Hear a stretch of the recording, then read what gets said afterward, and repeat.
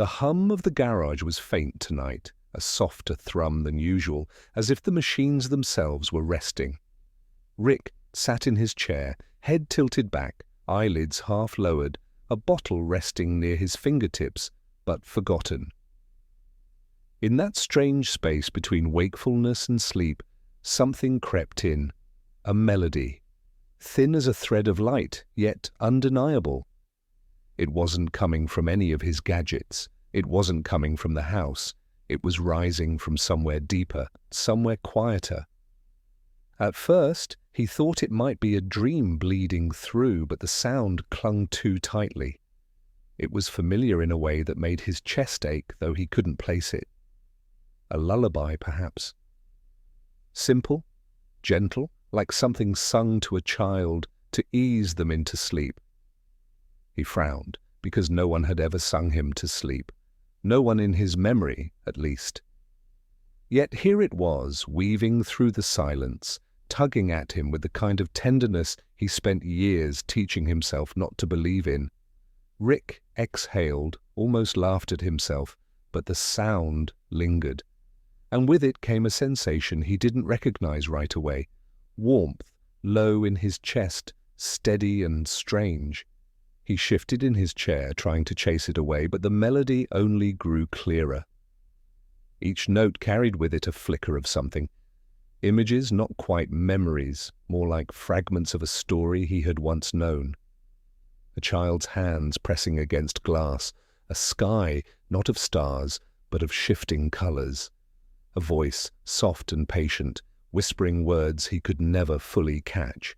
His fingers twitched, reaching for the bottle, then stopping midway.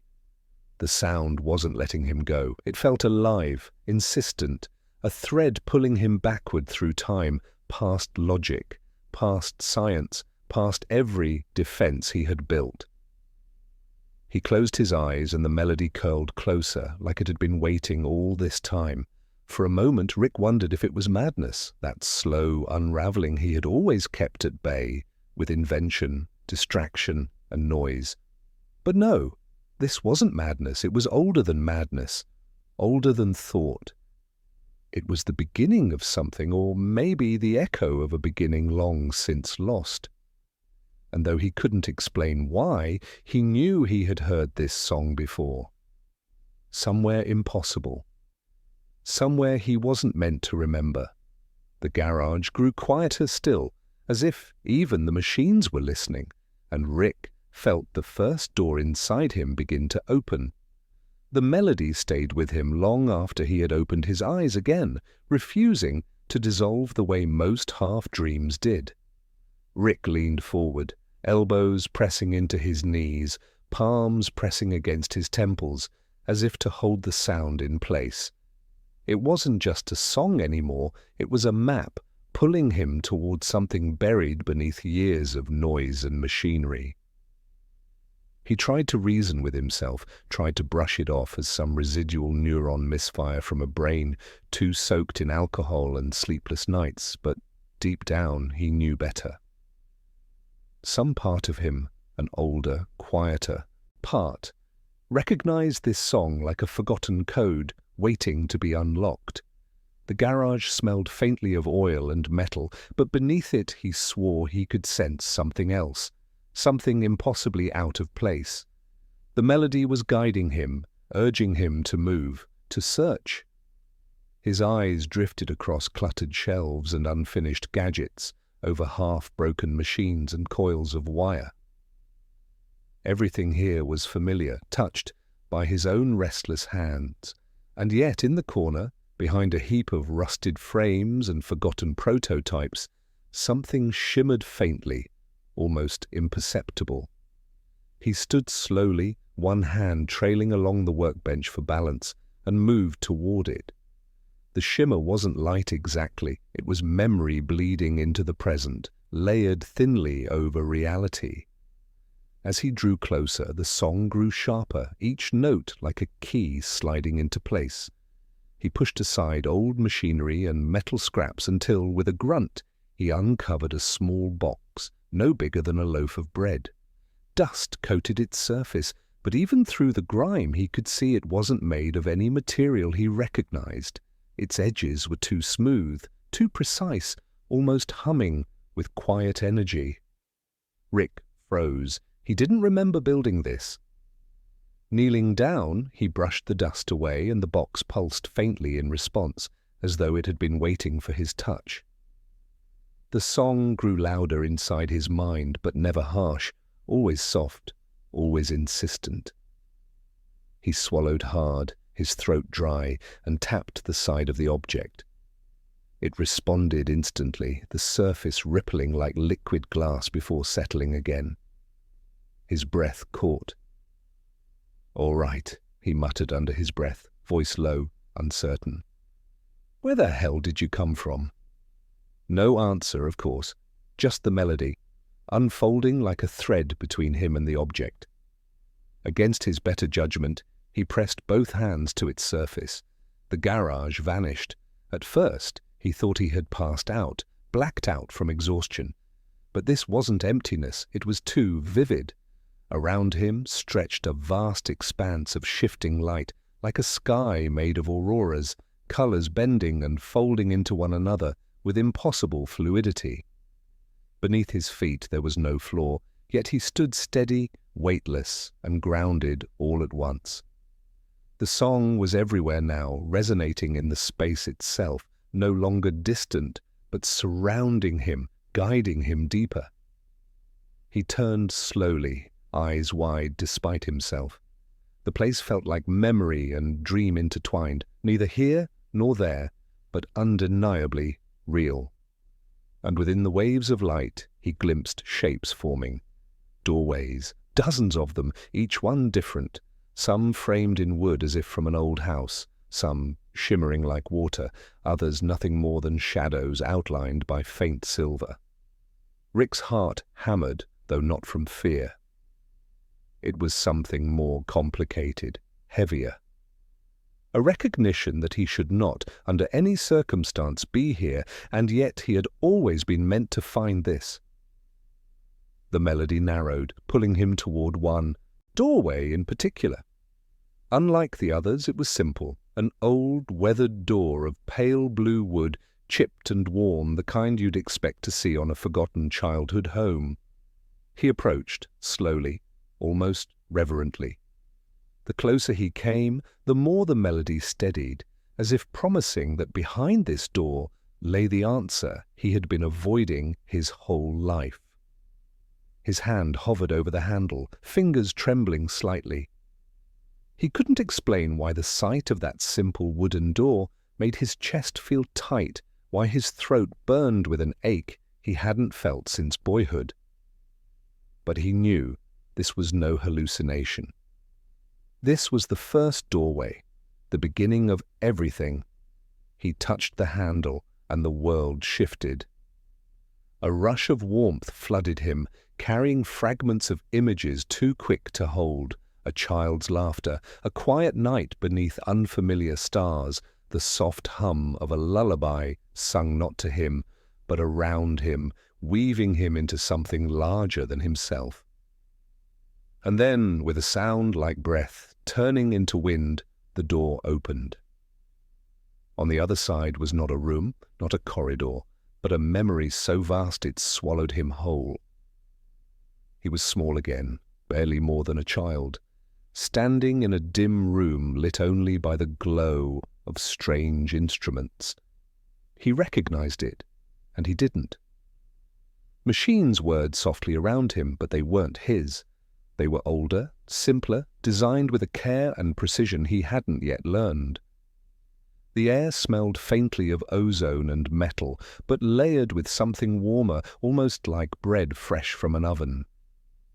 He lifted his small hands and stared at them in wonder, the song still threading through the air, though now it came from somewhere close. Rick turned, and though the figure was blurred at the edges, he saw someone bending over the console, humming the melody. The very same one that had followed him through the years, hidden in cracks of his subconscious. He tried to see their face, tried to call out, but his voice caught. The figure didn't turn, didn't acknowledge him, but the humming continued, steady, unshaken. It wasn't meant to answer him, it was meant to guide him. And for the first time, Rick understood this song had been planted in him long ago, a seed of memory from an impossible beginning. Something or someone had wanted him to carry it, to follow it when the time was right. Now, standing in the echo of his own childhood, he realized that this was not just a melody, it was a key. The memory wavered, edges blurring, as if the world could not hold him there for long. He reached out, desperate to hold on to the figure, to see their face, but the light bent, the sound thinned, and suddenly he was back in the garage. The box sat before him, silent now, the shimmer gone, the song quiet as though it had retreated into his chest. Rick staggered back, breathing hard, sweat dampening his brow. The garage was the same as it had always been, but he knew better.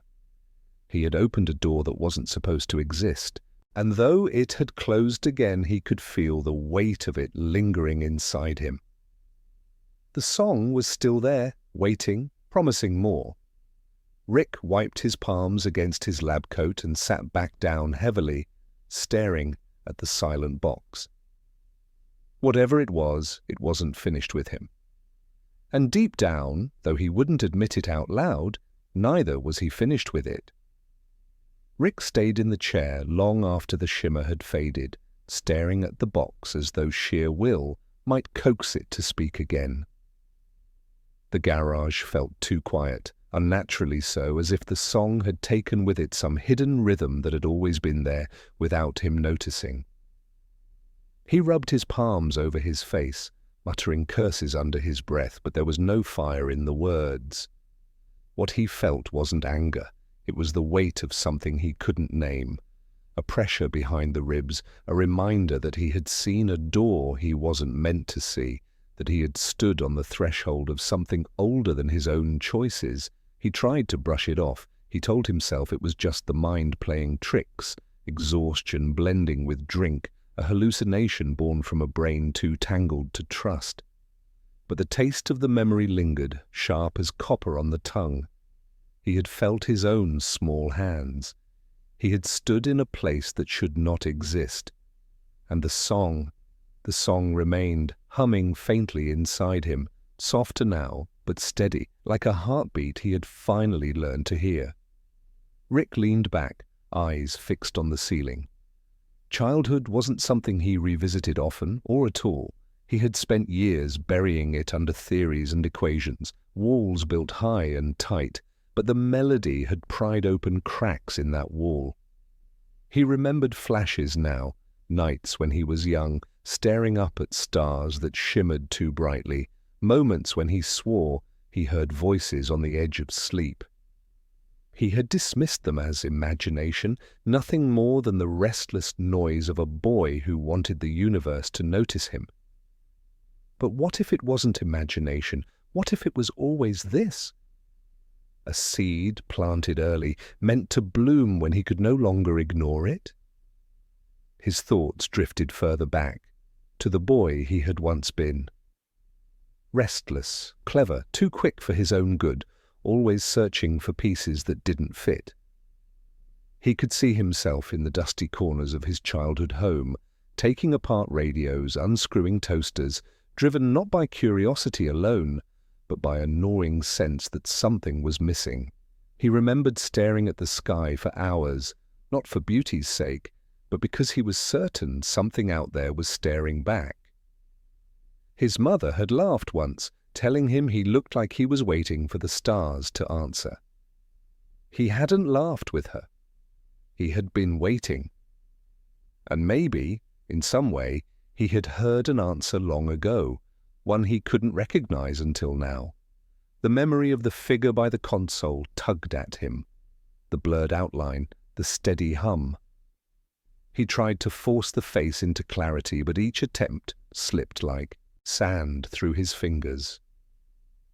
Whoever they were, they had left the melody behind for him, like a breadcrumb on the path of his life.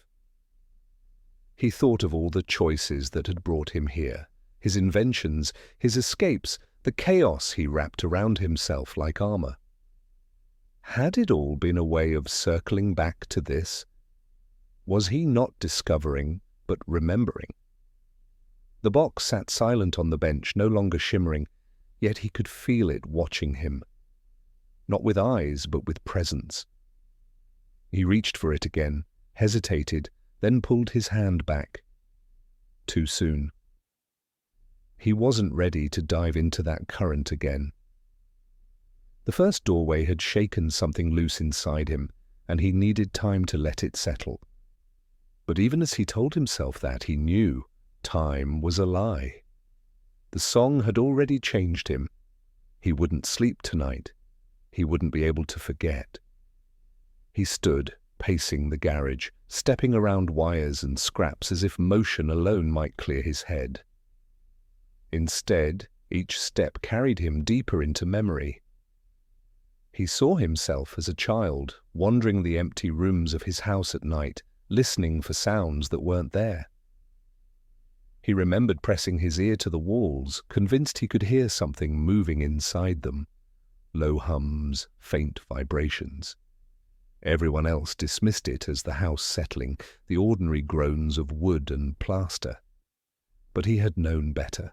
Something had been whispering even then, and it struck him now that the boy he had been wasn't separate from who he was. The same hunger, the same ache, had carried through every stage of his life. It was the reason he built portals, why he chased universes not his own, why he could never rest. He hadn't been searching outward, he had been searching backward toward the song that had lived inside him since he was small. The multiverse was vast, yes, but for Rick, it had always been personal.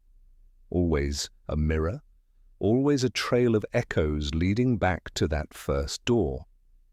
He sank back into the chair, closing his eyes, letting the melody hum in his chest. For the first time in years, he allowed himself to feel small again. Not weak, not broken, but simply small. A child before the sky, listening for whispers. And in that stillness, something shifted. The song wasn't pulling him outward anymore. It was circling, folding inward, reminding him of the boy he had tried to bury beneath logic and invention. A boy who had once believed that the stars were alive, that every flicker of light was a voice calling his name.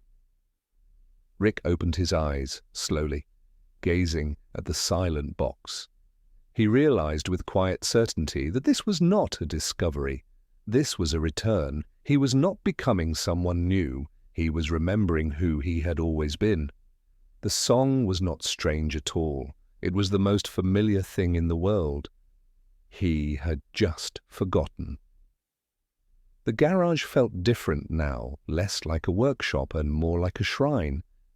Each half-built machine, each tangle of wire, seemed part of a longer story he had never fully read. He sat there, still and thoughtful, letting the weight of that realization settle. For the first time in a long time, he didn't feel the need to build or drink or escape. He just sat, listening, waiting. And though the box gave no light, no sound, he knew the first doorway had not been the last. Others waited. The melody was only beginning its song. And somewhere deep inside, Rick felt the boy he had been, restless, searching, open his eyes once more. The hours slipped by unnoticed, the garage clock ticking softly in the background like a faint reminder of time. But Rick paid it no mind. He remained seated in the dim light, his gaze fixed on the silent box, though his thoughts were far from the present moment. The melody no longer sang aloud, yet its echo had woven itself into him, steady as breath. It was not gone. It had simply moved inward, shaping the rhythm of his thoughts. For the first time in years, Rick didn't feel entirely alone in the silence. He felt watched, accompanied by something not hostile, not demanding, but quietly insistent. A presence that reminded him of how the world had felt when he was very young, when every sound in the night seemed to carry secret meaning. He leaned back in the chair and let his eyes drift shut again, letting the weight of exhaustion pull at him. And in that softened state, memories rose, not sharp or detailed, but hazy and dreamlike, as if drifting through an old photograph. He saw himself as a boy lying awake in bed, staring out the small window at the sky beyond. The stars had always drawn him, not in their patterns, but in the sense that they were alive. They had shimmered to him like lanterns strung along a road too distant to reach, and night after night he had waited for them to flicker in some deliberate way, to acknowledge his watching. Back then, no one believed him. He remembered the half-smiles of adults when he spoke of the voices he sometimes heard at night, the faint hums hidden in the darkness. They told him it was the house creaking or the wind against the glass. But Rick had listened more closely than anyone else ever cared to. He knew the difference between wood groaning under its own weight and something more deliberate, something that wanted to be heard. He remembered sitting cross-legged by the window, pressing his ear to the glass as though it might let the voices through. They weren't words, not exactly. More like tones drawn out and layered, soft as whispers, carrying a comfort he didn't know how to explain. Now, sitting in his garage decades later, he realized those whispers had never truly stopped. He had drowned them out with machines, with noise, with chaos of his own making. But they had always been there, patient, waiting for him to notice again. The box had not created the song. It had simply opened the doorway that allowed him to remember what had always been present. Rick exhaled slowly, almost a sigh, and rubbed the bridge of his nose. His rational mind fought to take control, to classify, to reduce. He wanted to frame it as a hallucination, a subconscious fragment bubbling up under stress. That explanation was simple, safe. But another part of him, the part that remembered pressing his ear to the window as a child, knew better. He had heard something real back then, and he was hearing it again now. He stood, restless, and moved toward the garage door. The night air pressed in when he slid it open, cool and damp, carrying the faint smell of soil and the hum of insects. Above him stretched the sky, wide and dark, scattered with stars. He stepped outside, letting the silence settle around him. For a long moment he simply stood there, staring upward, and then, as if the universe had been waiting for his gaze, he felt it, the faintest shift in the air, the hush of tones beneath the ordinary night sounds. It was not a song this time, but something subtler, like a murmur threaded into the fabric of the sky. A low vibration that his bones remembered, even if his ears struggled to grasp it. He narrowed his eyes, lips pressed tight. He wasn't imagining this. He had been right all those years ago. The stars weren't just burning rocks scattered in space. They were listening, speaking in a language slower and gentler than any he had learned. His chest tightened at the recognition. All his life he had run outward, pushing further into the multiverse, hunting for answers in the chaos of infinity. But here, standing beneath a quiet sky, he was struck by the thought that the answers had always been above him, waiting with patient light. He had looked past them, too determined to break through walls instead of listening for the doors already open. A breeze moved through the night, carrying with it a faint sound that might have been nothing more than air through the trees, but to Rick it was part of the same hum. He remembered being young, lying awake, convinced that if he stayed still long enough the stars might blink in rhythm, sending him a message. He remembered nights when he had wept quietly, feeling the voices grow distant, afraid that they had abandoned him. And now, hearing them again after so many years, something fragile stirred in him. Not relief exactly, not joy. Something more complicated, like mourning for a boy who had been right but had grown up doubting himself. He sat down heavily on the front steps, elbows on his knees, face tilted toward the sky. "What do you want from me?" he asked softly, not expecting an answer, not even sure he wanted one. The sky gave none. The stars only shimmered in their patient way, as if to say they wanted nothing but for him to remember. Rick stayed like that for a long time, the cool air on his skin, the faint hum inside his bones.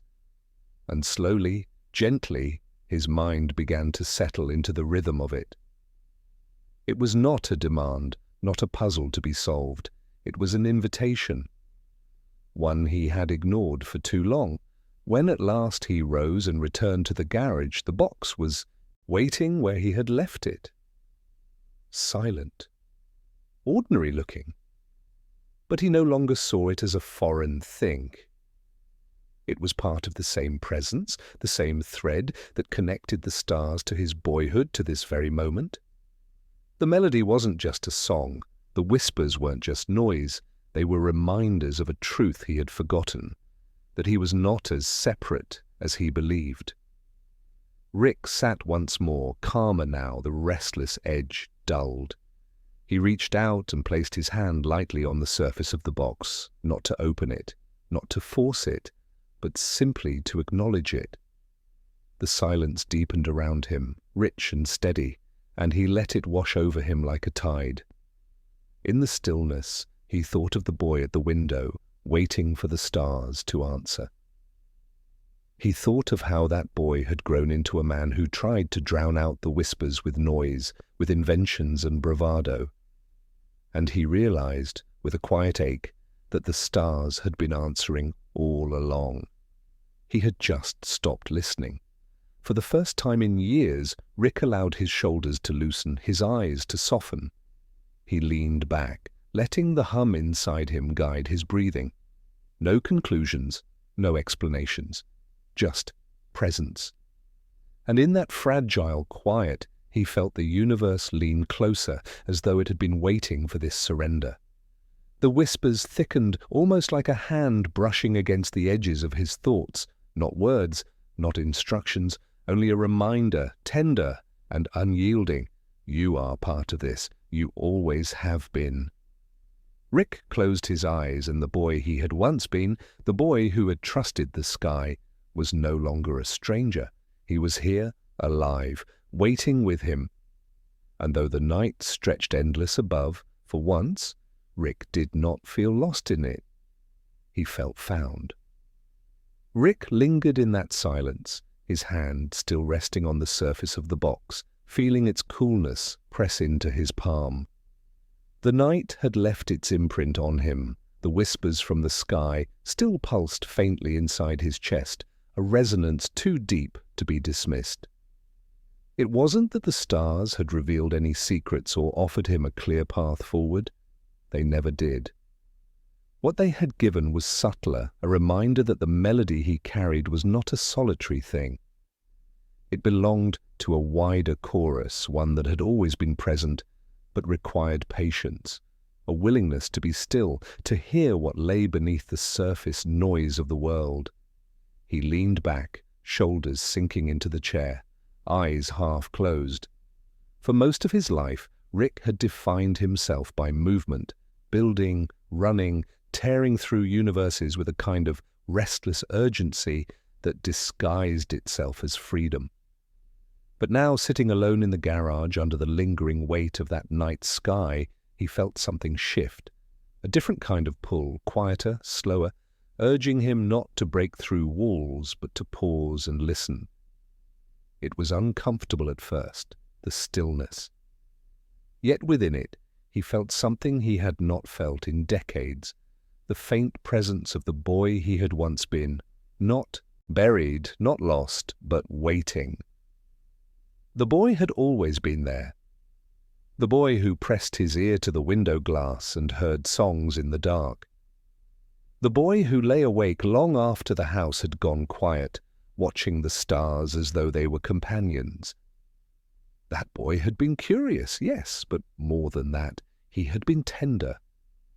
He had believed the universe was alive, that it noticed him, that he was part of it.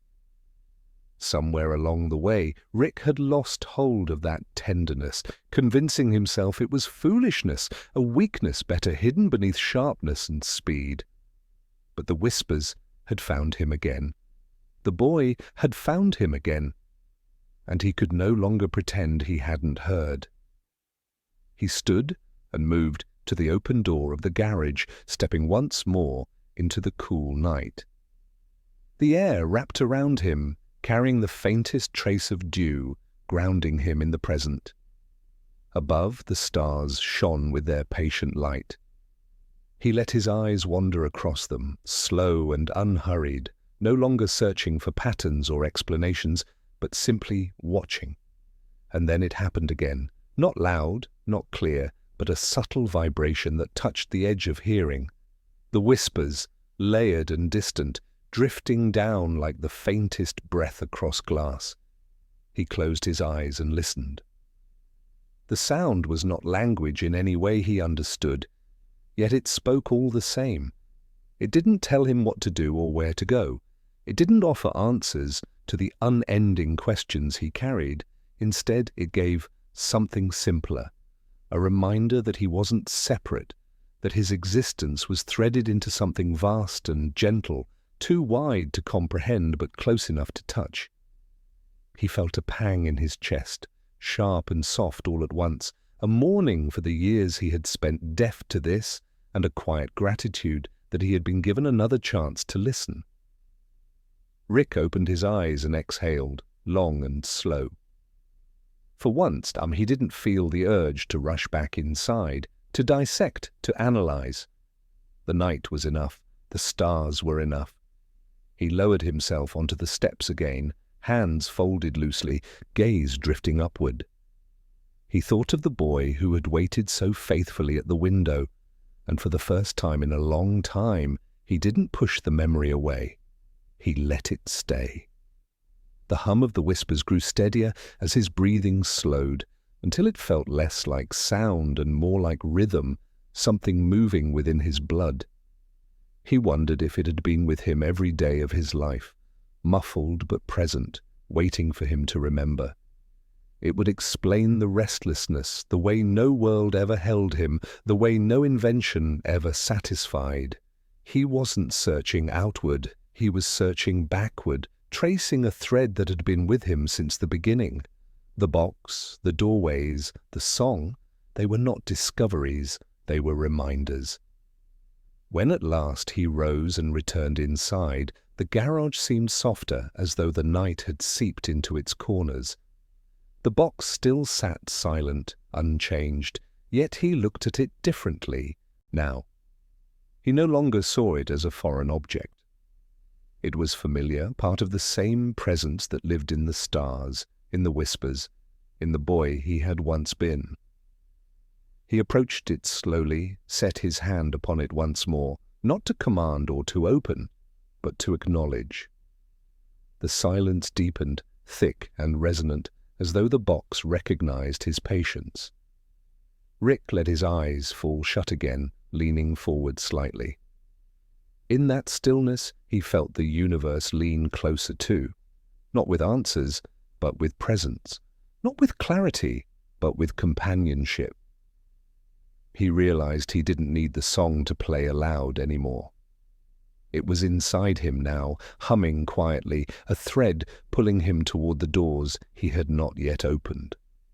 And though he did not know where they would lead, he felt less afraid, less lost. For the first time in years, he allowed his mind to soften, his guard to ease. He imagined the boy he had been sitting beside him, cross-legged, wide-eyed, listening for the stars. He imagined the two of them together, old and young, restless and patient, both waiting in the quiet hum. And as the night wore on, Rick felt something gentle settle in his chest.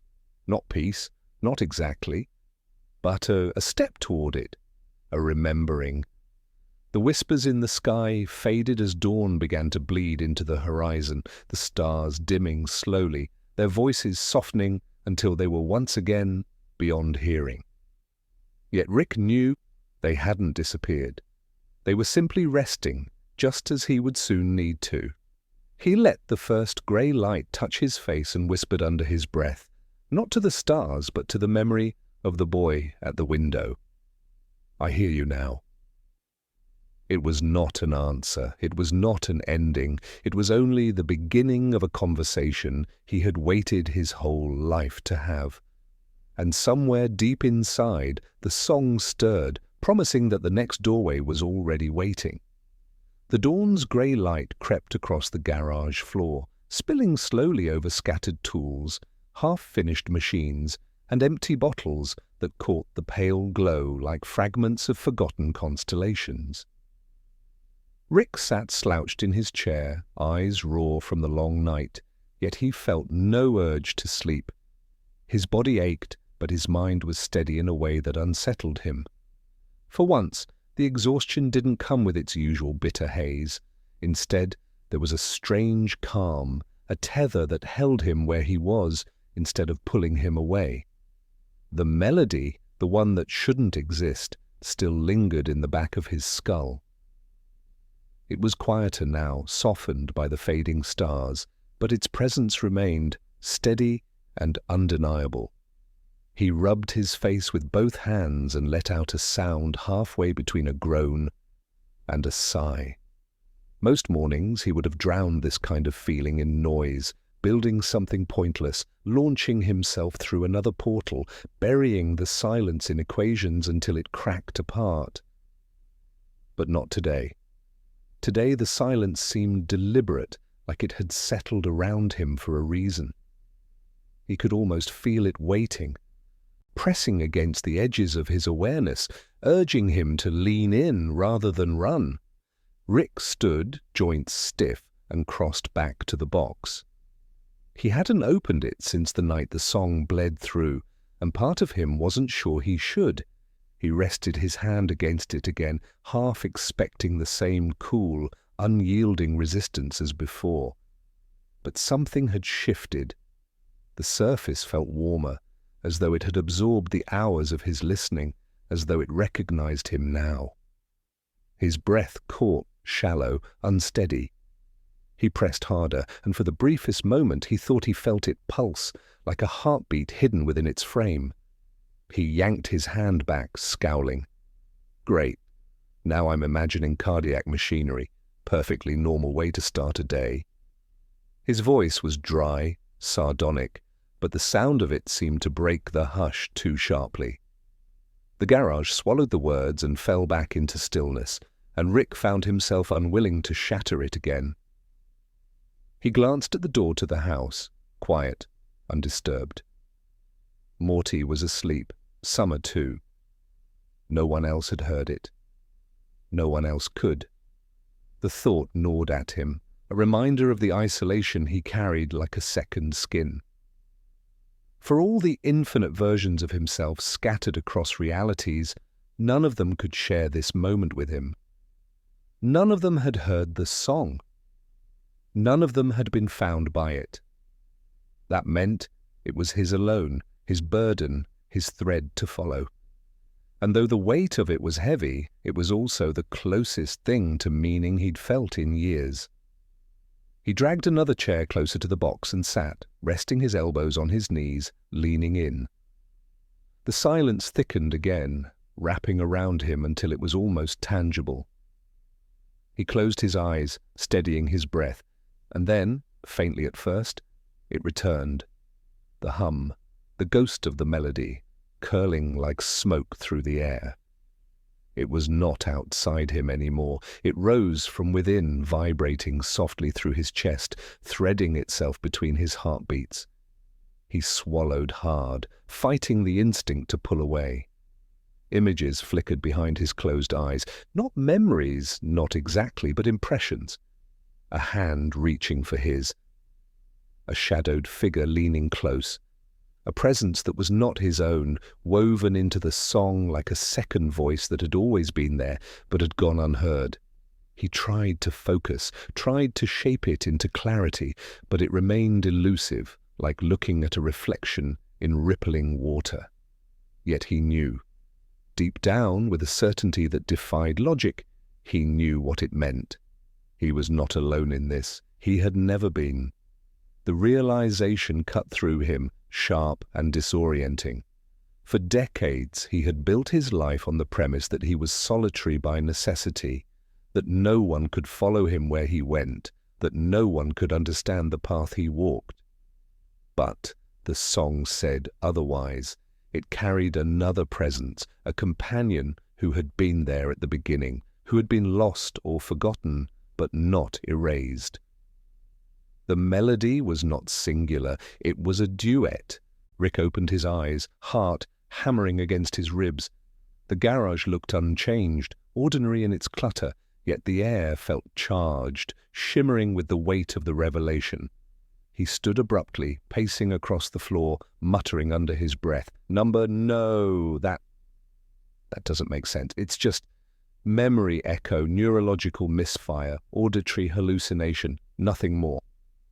But even as he said it, the words rang hollow. He knew better. The part of him that had always clung to logic, to science, faltered in the face of what he felt in his chest. He stopped pacing and leaned both hands against the workbench, bowing his head. If the song was real, if the presence was real, then the box was not just some artifact or invention. It was a doorway, the same kind he had glimpsed in dreams and memories too fragile to hold. And if there was someone on the other side of it? Rick straightened slowly, his face set with something that was not quite determination, not quite fear. He approached the box once more, this time without hesitation. His fingers traced its edges, searching for seams, for mechanisms hidden beneath its surface. Nothing revealed itself. No switches, no panels, no logical means of opening it. But as his hands lingered, the hum inside him grew stronger, answering the contact, urging him closer. He pressed his forehead lightly against the surface, eyes shut. The hum deepened, steady, patient. And then, for the first time, he heard it clearly, not the whole song, not yet, but a fragment. A voice, faint and delicate, woven into the melody. He couldn't make out words, but he felt their weight, the familiarity of them. His throat tightened, breath catching in a sound dangerously close to a sob. The presence was real. It had always been real, and it was calling him back. Rick staggered back, gripping the edge of the chair to steady himself. His face was pale, his hands trembling, but his eyes burned with something he hadn't allowed himself to feel in years, an ache that bordered on hope. The song was not just memory. It was not just his. Someone else had been singing all along. Someone was still singing now. The weight of it pressed against him, a revelation too immense to process in one moment. He sank into the chair, dragging a hand over his face, staring at the silent box as though it had grown eyes. The melody still echoed faintly inside him, steady and insistent, promising more if he only kept listening. He knew then that this was no longer about curiosity, no longer about solving a puzzle for the sake of conquest. This was about finding the other voice. And though the thought terrified him, it also gave him direction. For the first time in longer than he could remember, Rick Sanchez had somewhere he needed to go. The garage never truly slept, but that night it felt as though it was holding its breath. Rick sat motionless in his chair, the faint afterglow of the song still curling at the edges of his consciousness. His hands tapped restless patterns on the armrest, though his mind was far from idle. The revelation lingered, heavy and undeniable. The melody wasn't his alone. It was shared, woven with another voice. Somewhere, Someone had been singing with him all along, hidden behind the years and static of memory. The thought burned in him, sharper than any alcohol ever had. For so long, he had built walls against connection, brick by cynical brick, telling himself it was safer to stay untethered, safer not to remember. But the song was tearing through those walls, and now, faced with its weight, Rick couldn't look away.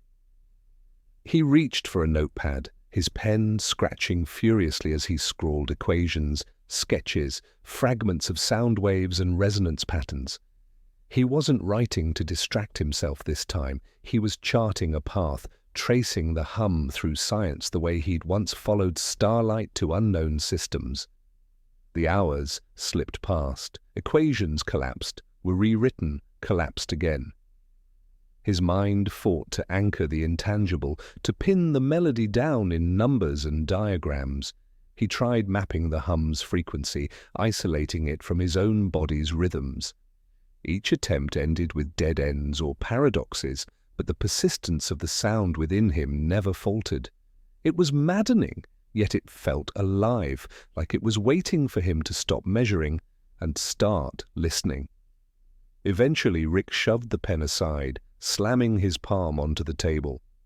His reflection in the dim steel of his tools stared back at him, gaunt and unflinching.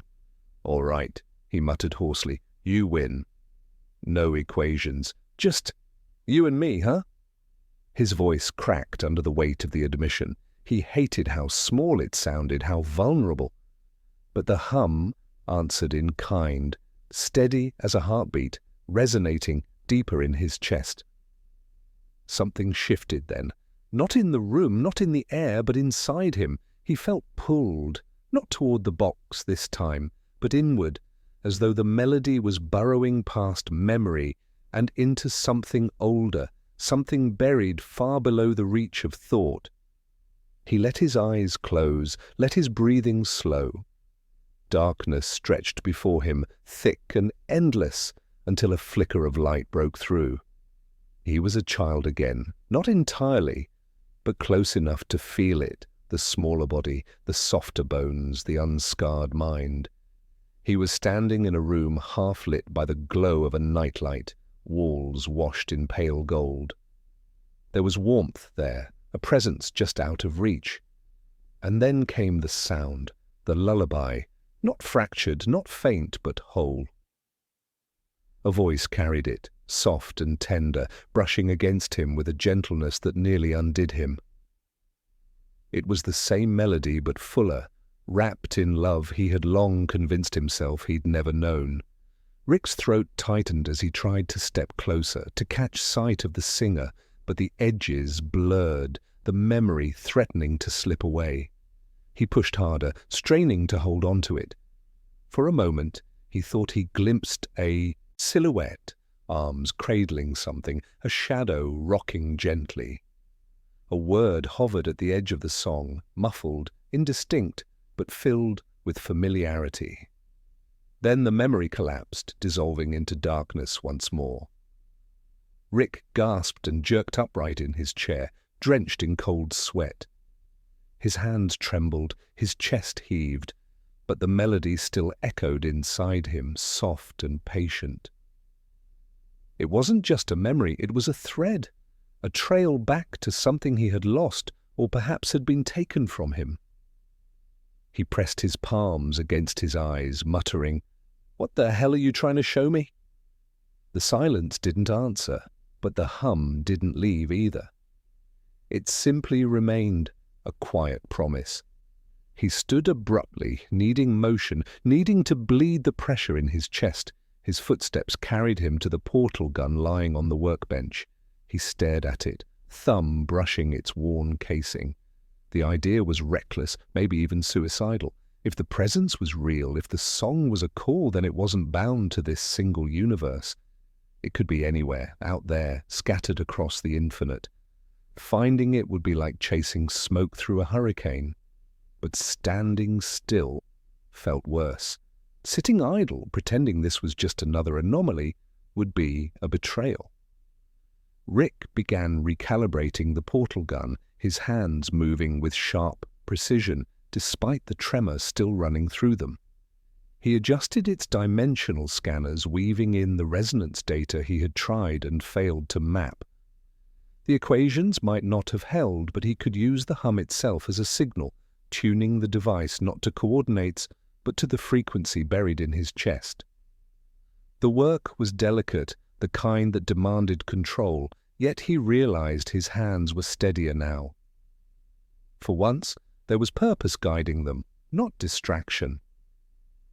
Hours bled into dawn again. The first pale light of morning leaked into the garage as he tightened the last component into place.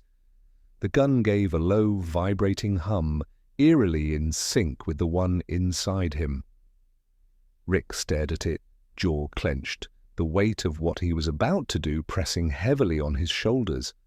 Somewhere out there, across some reality or plane he hadn't yet imagined, the other voice was waiting. The duet was incomplete, and he needed to find the one who carried it. But hesitation gripped him. For all his arrogance, for all his bravado, Rick knew what it meant to follow a thread like this. It meant ripping open truths he might not want to face. It meant that the absence in his chest might not be filled by answers, but by new wounds. And yet, beneath the fear, something else stirred. Hope. Fragile, dangerous hope. He lifted the gun slowly, the device humming in resonance with his pulse. The air seemed to lean toward him, expectant, as though the garage itself knew he stood at the edge of something irreversible. He exhaled sharply through his nose, muttering, "Yeah, well, screw it." His finger hovered over the trigger, and for a heartbeat he thought he heard the other voice swell within the song, urging him onward. And then, with a crackle of light, Rick pulled the trigger. The portal tore open, shimmering with hues unlike any he'd seen before, colors that seemed woven from sound rather than light, vibrating softly with the faintest echo of the melody. It wasn't just a door, it was the song made visible, a passage carved out of resonance and memory. Rick stood at its threshold, the glow painting his face in shades that seemed older than the universe itself. He hesitated only once more, eyes narrowing, jaw set. Then he stepped forward into the song's embrace, leaving the garage silent behind him. The moment Rick stepped through, the air changed. It wasn't the crisp rush of travel through a normal portal. It was denser, heavier, as though every particle was charged with vibration. The world around him unfolded not in shapes or lines, but in shifting waves of light and sound. The ground beneath his feet hummed faintly, pulsing in rhythm with the melody still lodged in his chest. He realized with a start that this place wasn't built of matter as he knew it. It was resonance given form, a plane stitched together from frequency and memory. The colors around him shimmered like liquid glass, bending and warping as though listening to his every movement. Each breath he took rippled outward, disturbing the atmosphere like stones cast into water. He crouched briefly, brushing his fingers across the floor. It wasn't solid, yet it held him. It was as though the universe itself acknowledged his weight and allowed him passage. For the first time in a long while, Rick felt small, not insignificant, but humbled, standing in a place untouched by equations or technology. This wasn't something he had built or conquered. This was something he had stumbled into, guided not by science alone, but by something deeper, something that refused to be reduced to formula. He let out a sharp breath, forcing himself to stay grounded. "All right, resonance dimension, song verse, whatever the hell you are, show me what you've got." He began to walk, though walking felt inadequate in a place where direction seemed fluid. Each step carried him forward, yet the horizon shifted with him, folding into patterns that rearranged themselves like musical notes written across the air. In the distance, faint structures emerged, arches of light that rose and fell like sound waves frozen mid-echo. They pulsed faintly, glowing brighter when the hum in his chest aligned with them, dimming when it faltered.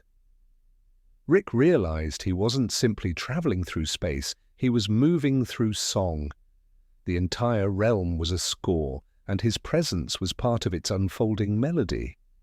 But there was dissonance too.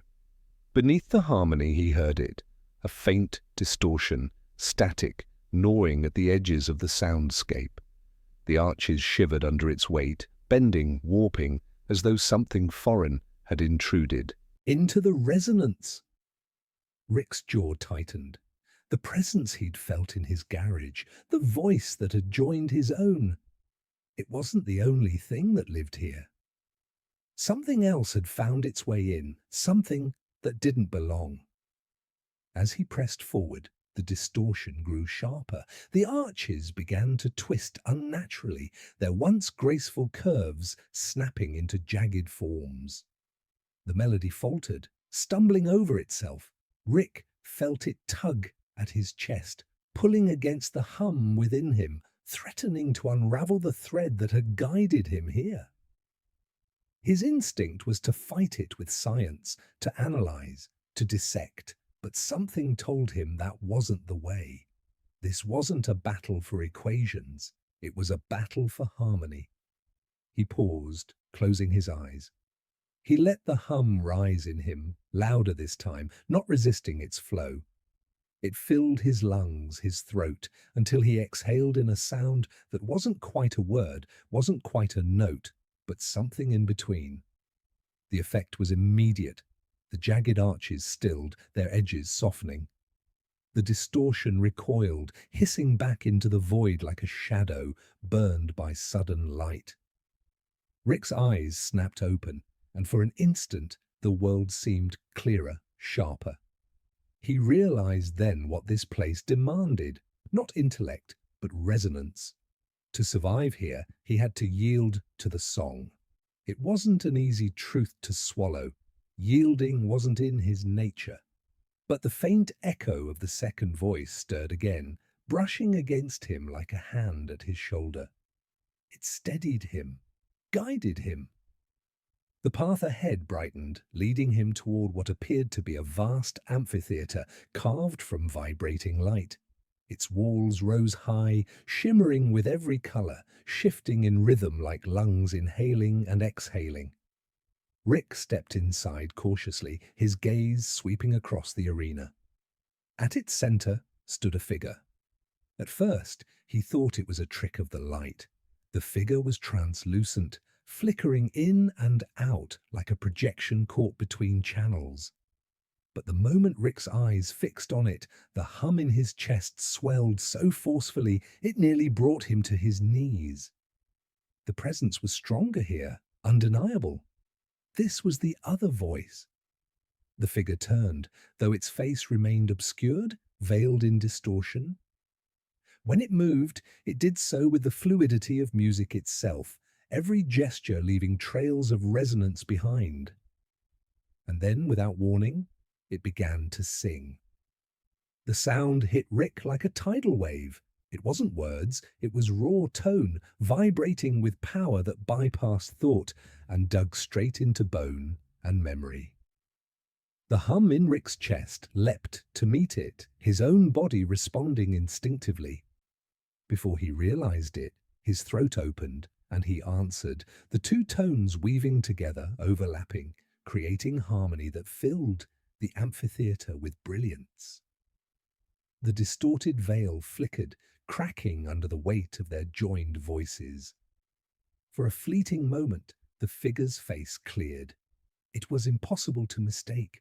Eyes, bright, familiar, and yet impossible to place, as though pulled from a memory Rick had lived and lost 1,000 times. He reached forward, desperate, but before he could bridge the gap, the distortion roared back. The static surged around them, tearing at the amphitheater walls, shredding the harmony with jagged dissonance. The figure cried out, not in fear, but in defiance, and their voice faltered under the strain. Rick's instinct flared. He shouted, pouring every ounce of his being into the resonance. His voice cracked, broke, but still he sang, fighting against the static, clawing at the melody.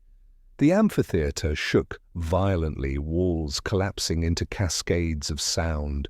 He locked eyes with the figure once more, their expression burning with urgency, with a message he couldn't quite decipher. And then, silence. The world imploded into darkness.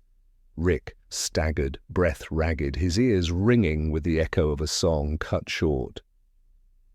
He reached out blindly, but the presence was gone, torn away. Only the hum remained, faint, fragile, as though clinging desperately to existence. He fell to his knees, cursing under his breath. He had found the voice, touched it, sung with it, and lost it again in the span of moments. Yet something lingered. In the aftermath he realized the hum had changed. It wasn't alone anymore. A fragment of the other voice had fused with it, resonating faintly within him. It wasn't enough, but it was proof. Proof that the figure was real. Proof that he wasn't chasing a ghost.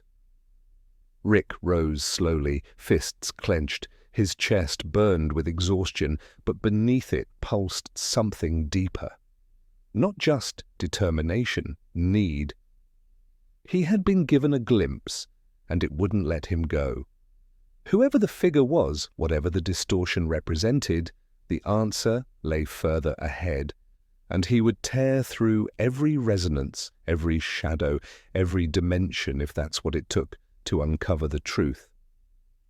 The silence pressed in, but he welcomed it, for silence was only the pause between notes. The song wasn't over, it was waiting. Rick adjusted his grip on the portal gun, its glow faint but steady. His jaw tightened as he took a step forward into the unformed dark. He didn't know where the next verse of this journey would lead, but he knew one thing with certainty. The duet had only begun. Rick stood in the hollow dark, breath still uneven, the aftershocks of the vanished resonance echoing inside his chest. His hand hovered near the portal gun, not to fire it, but to steady himself, grounding against the familiar weight of metal. The silence here wasn't ordinary, it was layered, oppressive, like a void that actively swallowed sound. Each inhalation was muted before it could even leave his throat, and each footstep seemed devoured the instant it landed. But he could still feel it, the fragment of the other voice woven into him, faint but steady, pulsing against his ribs like a heartbeat not his own. It was more than a guide now, it was a tether, a lifeline in the midst of this silence. Without it, he knew he'd drift endlessly in this absence. He pressed a palm against his chest, muttering under his breath, "Guess you're hitching a ride. Fine. Just don't steer me into another collapse." The fragment answered in sensation rather than sound, a warmth spreading outward, nudging him forward. He followed, trusting it reluctantly, though every instinct told him to wrest back control. Control was survival. Yet this place, unlike any other dimension he had walked, demanded something else, a surrender of sorts, not weakness, but willingness to move with the current instead of tearing against it. The dark began to shift, not with light, but with texture. Shapes coalesced like faint outlines, as though carved from shadow rather than illuminated from within. At first, they were only vague contours, but soon they took on definition. Walls, hallways, an architecture sculpted from the absence of sound. Rick moved carefully, wary of traps, his eyes scanning every flicker. The structures bent unnaturally, angles too sharp, corridors spiraling in directions that seemed both forward and backward at once.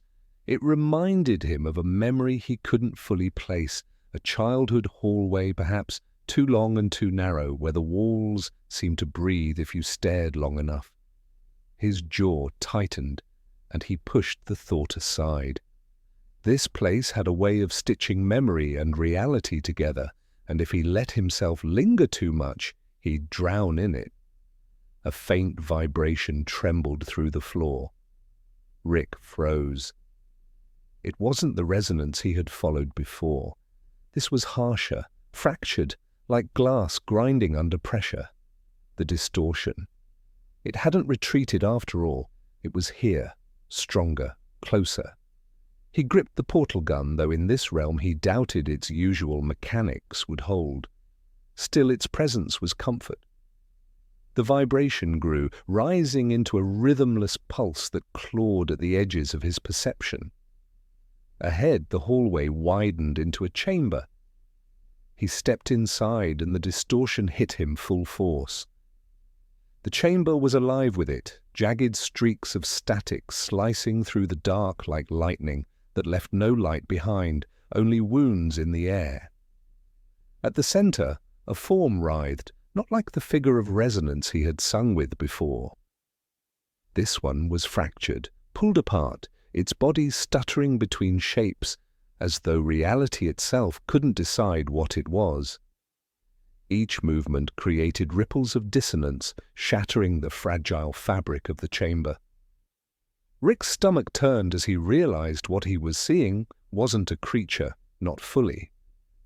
It was corruption, resonance twisted until it became a weapon against itself. The fragment within him flared, resonating in distress. It recognized this distortion, recoiling instinctively, yet not retreating. Rick felt the urge it carried. Confront, resist, heal. He tightened his grip on the portal gun and shook his head. No equations, no weapons! Just a song, huh? Figures! He took a step forward, then another, each one pulling the fractured thing's attention toward him. Its head, or what passed for a head, snapped in his direction, emitting a shriek that wasn't sound so much as vibration, drilled into bone. Rick staggered but refused to falter. He opened his mouth, let the hum rise, shaky at first, then steadier as he pushed past fear and into defiance. The effect was immediate. The chamber quivered, the jagged streaks stilled for a heartbeat. The distortion writhed violently as though resisting the harmony forcing its way into the cracks. Rick's voice grew louder, carried not by strength, but by necessity. The fragment within him rose with it, blending, bolstering his tone, until the resonance cut through the chamber like a blade of lightless fire. But the distortion wasn't passive. It lunged, body unraveling into tendrils of static that lashed out, striking the walls, the floor, and finally, Rick himself. He stumbled as one tore across his side, leaving behind not a wound, but a hollowing sensation, as though part of him had been erased. He gasped, the resonance faltering, and the distortion surged, pressing its advantage. Rick forced air into his lungs, forcing the note back out even as the hollow spread. The fragment inside him burned, filling the void where his strength failed. Together, they pushed, their voices rising in desperate unity. The resonance fought back against the static, wave against jagged wave, until the chamber itself began to collapse under the strain. The walls peeled away, not into rubble, but into silence, chunks of shadow tearing loose and floating upward into nothing. The distorted figure shrieked again, staggering backward as its form cracked further, fissures running through it like shattered glass. For the briefest moment, Rick glimpsed something beneath the corruption, a flicker of resonance, faint, familiar, like the figure he had sung with before. And then it was gone, swallowed back by the dissonance. The creature tore itself apart, scattering into fragments of static that dissolved into the void. The silence that followed was suffocating, heavy enough to crush thought. Rick collapsed to one knee, clutching his chest. The fragment inside him pulsed, weakly, drained but alive. He stayed there for what felt like hours, letting his breath even out, letting the silence settle without breaking him. His body trembled, not from fear, but from the raw exertion of resisting something so alien. Finally, he forced himself upright, muttering through clenched teeth, "One fight down!" God knows how many left. But the encounter had given him more than exhaustion. That fleeting glimpse of resonance beneath the distortion, he couldn't ignore it. It hadn't been random. Something or someone was trapped inside the corruption. The voice he sought wasn't just guiding him, it was ensnared, buried under layers of dissonance that changed everything. He wasn't just chasing a mystery anymore, he was chasing a rescue. Rick set his jaw and pressed forward, deeper into the silence that now stretched endlessly ahead. His body ached, his mind frayed, but the tether in his chest pulled him onward.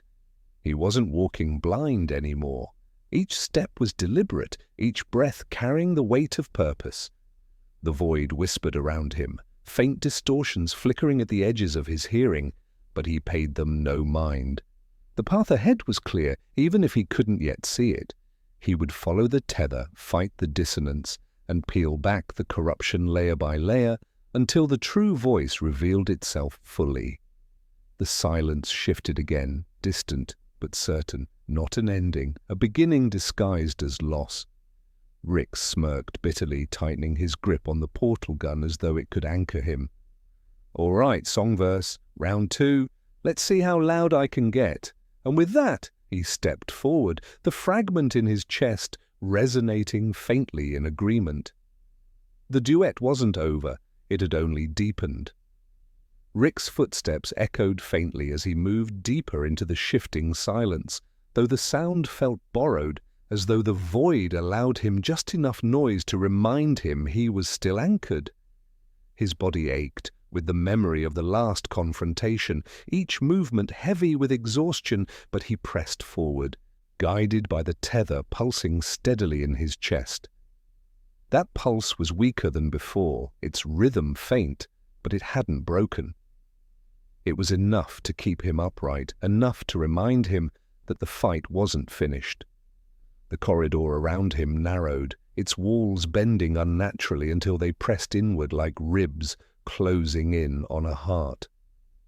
Rick ran his hand along the surface as he passed, and it rippled beneath his touch, shifting like fabric pulled too tightly across something writhing underneath.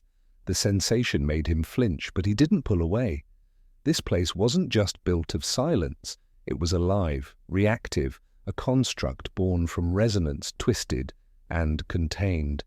It wanted him to feel small, trapped. He gritted his teeth and whispered, "Not the first time a universe tried to chew me up. Won't be the last." The tether inside him pulsed harder, almost in agreement, and a faint hum rose unbidden in his throat. He let it flow, quiet at first, then steadier, matching the rhythm in his chest. As his voice spread outward, the corridor shivered, its oppressive bend loosening just slightly. Rick smirked through the strain. "Guess you don't like harmony much, do you?" The path widened, unfolding into another chamber, though this one felt different from the last. There were no jagged streaks of static tearing through the space. Instead, the chamber was filled with a soft, constant vibration, almost like breathing. At its center stood a figure, not fractured like the distortion before, but blurred, indistinct, as if drawn from smoke and memory. Rick froze, his chest tightening with a sensation he couldn't immediately name. The figure was humming, faint, broken, but humming nonetheless. The melody carried fragments he recognized, shards of the same lullaby that had haunted the edges of his mind since he'd first set foot in this place. It wasn't just memory now, it was here, alive, though buried under layers of static distortion that kept the sound from fully forming. Rick swallowed hard, throat suddenly dry. He wanted to call out, but instinct told him to hold back, to listen.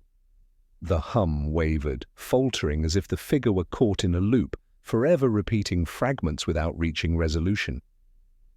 The tether inside his chest thrummed with urgency, urging him forward. He stepped closer, careful not to break the fragile balance of the sound. As he did, the blurred figure twitched, its form flickering violently between clarity and dissonance. The lullaby faltered into harsh static, then recovered, then faltered again. It was a battle playing out within the figure itself, resonance fighting against corruption, locked in endless stalemate. Rick clenched his fists. He recognized what this was, not just another enemy, not just another anomaly to be erased. This was the source, the heart of what had pulled him here. And if he was right, this wasn't a fight he could win with weapons. It was a rescue.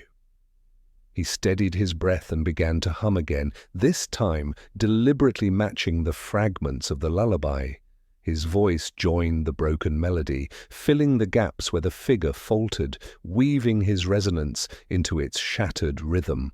The effect was immediate. The figure shuddered, its form stabilizing slightly, the static pulling back just enough for its outline to sharpen. For a heartbeat, Rick thought he saw a face. Familiar, though half forgotten, like something from childhood, blurred by time. His chest ached with recognition that refused to name itself. He stepped closer, letting the hum grow stronger, carrying both defiance and longing. But the void didn't allow such progress without resistance. The air trembled, and the vibration that filled the chamber darkened, shifting from breath-like harmony into a suffocating drone. The static surged, slamming against the melody with brutal force. The blurred figure cried out, its voice shattering into discordant fragments, and the chamber itself rippled violently as if trying to shake Rick loose. He staggered but held firm, forcing his voice to rise above the growing static.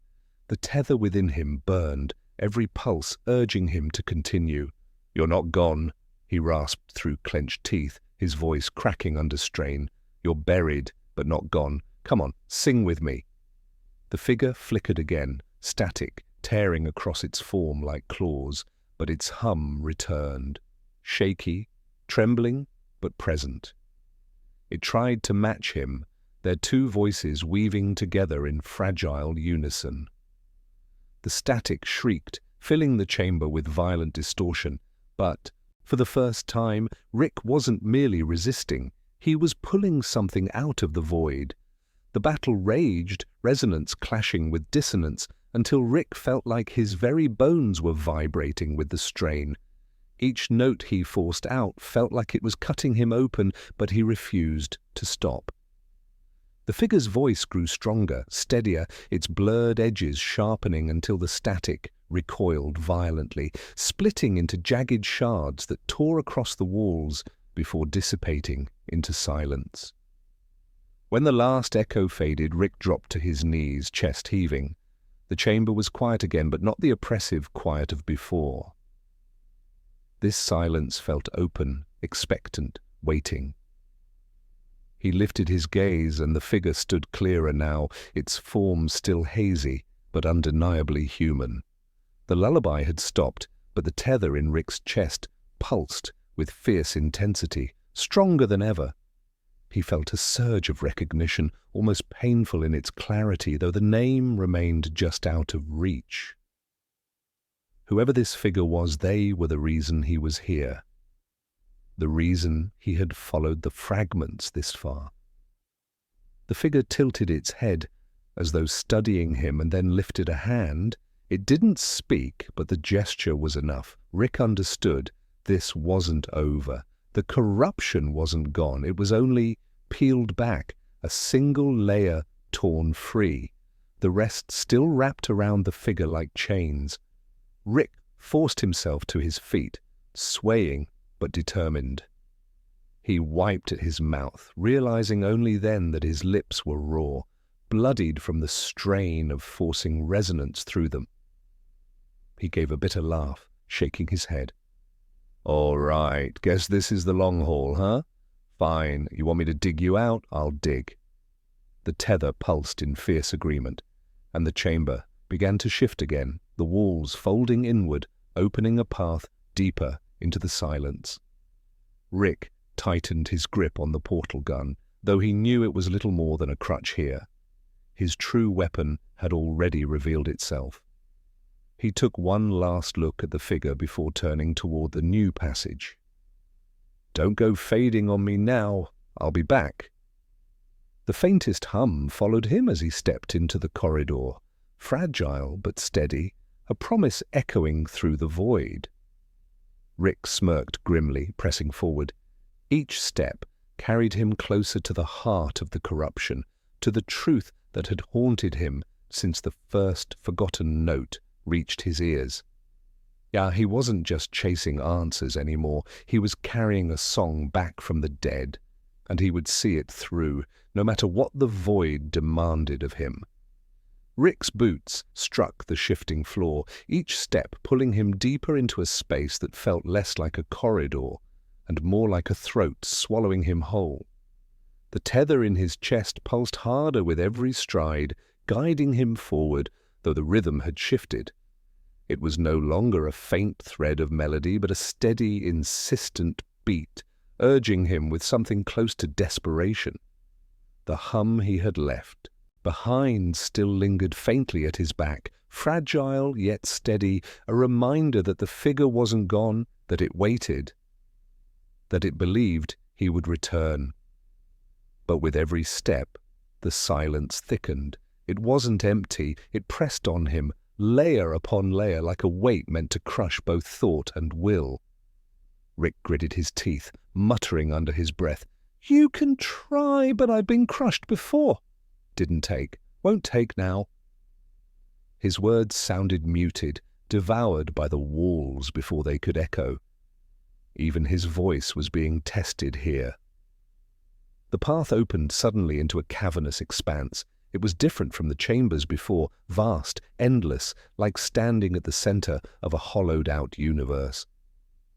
The walls arched impossibly high, rippling with faint patterns that resembled veins of light buried under stone. The air trembled, not with breath this time, but with a deep, resonant hum that seemed to vibrate in Rick's bones. It was darker, heavier, more oppressive than the lullaby fragments he had chased. This was the heart of the dissonance. At the center of the expanse stood something massive, a structure, if it could be called that. It looked like an organ built from shadow and metal, its pipes stretching upward into infinity, its surface alive with static veins that pulsed in jagged rhythm. The sound emanated from it, a corrupted symphony that sought to drown out everything else. Rick's tether flared violently, pulling at his chest so hard it almost made him stumble. He realized with a hollow twist in his gut that this was it, the source, not just the corruption around the figure he had found, but the root of all of it. The silence, the distortion, the forgotten resonance, it all fed into this place. And if he wanted to free what lay buried, he would have to face it here. Rick moved closer, every step heavier than the last. The hum grew louder, drilling into his skull until his vision blurred. He reached instinctively for his flask, found it empty, and barked a laugh that cracked with exhaustion. "Figures, first time I need you for more than the buzz, and you're tapped out." He shoved it back into his coat, squared his shoulders, and forced his voice out. The hum that left his throat was raw, unsteady, but it carried the thread of the lullaby. The effect was immediate. The massive organ shuddered, its static veins flaring violently, sending arcs of jagged distortion snapping across the chamber. The corrupted resonance fought back, louder, deeper, threatening to drown him completely. Rick pushed harder, his voice rising, scraping against the dissonance. Each note felt like it tore at his lungs, but he refused to stop. He had seen the figure flicker into clarity when the melody was whole. He knew what harmony could do. If he could thread resonance into the heart of this place, maybe, just maybe, it would unravel. The organ's pipes shifted, bending as though reacting to his intrusion. Static poured from them like a storm, each wave slamming against Rick with crushing force. He staggered, fell to one knee, but the tether in his chest pulsed violently, dragging him back to his feet. He spat blood, laughed bitterly, and forced his voice to rise again, louder, steadier, threading fragments of the lullaby into the chaos. The clash of sounds tore at the chamber itself. Veins of light flared and split, spilling cracks of pure resonance into the darkness. The organ writhed, its corrupted symphony faltering for the briefest moment before roaring back stronger. It was fighting him, and unlike the blurred figure, this wasn't trying to remember. This wanted him silent, erased. Rick staggered forward anyway, step by step, his voice never stopping. The tether burned now, not just pulling but pouring into him, feeding strength he didn't know he still had. He felt the resonance vibrating through every nerve, every bone, until he thought he might come apart from the pressure. And then, as he neared the base of the organ, he saw them. Shapes embedded within the static veins, flickering like trapped echoes. Faces blurred, bodies half-formed, voices struggling to break free. They weren't just fragments. They were memories, lives, all caught and silenced, feeding the corruption's endless drone. The sight ripped something deep inside him, rage and sorrow colliding in a wave that almost broke his voice. But instead of faltering, he sang harder, louder, rawer. His resonance climbed, jagged but unyielding, cutting through the static with brutal defiance. The trapped echoes flickered brighter, their voices straining to join his. The organ shrieked, its pipes bending violently, distortion screaming like metal tearing apart. Rick reached the base, placed both hands against the structure, and let the tether pour out of him in full. The resonance erupted, flooding the chamber in a surge of raw sound. For a moment everything froze. The static veins convulsed, the faces within them shone with desperate clarity, and the lullaby returned, faint but undeniable, threading through the chaos like a lifeline. The organ buckled, cracks spread upward, veins of resonance tearing through its corrupted frame. The hum collapsed into a discordant wail, fighting desperately to hold itself together. Rick's knees buckled, his body threatening to give out, but he pressed harder, his voice breaking into a roar of sound that wasn't words, wasn't melody, just defiance given shape. The chamber split open in a violent burst of light and sound. The organ shattered, collapsing into shards of static that dissolved into silence. But this silence was different, clean, untainted, ringing with the faint aftertaste of harmony. Rick collapsed to the ground, chest heaving, every muscle screaming with exhaustion. His throat was raw, his vision swimming, but he could feel it. The tether was stronger than ever, burning bright within him. And faintly, from somewhere deeper, he heard it.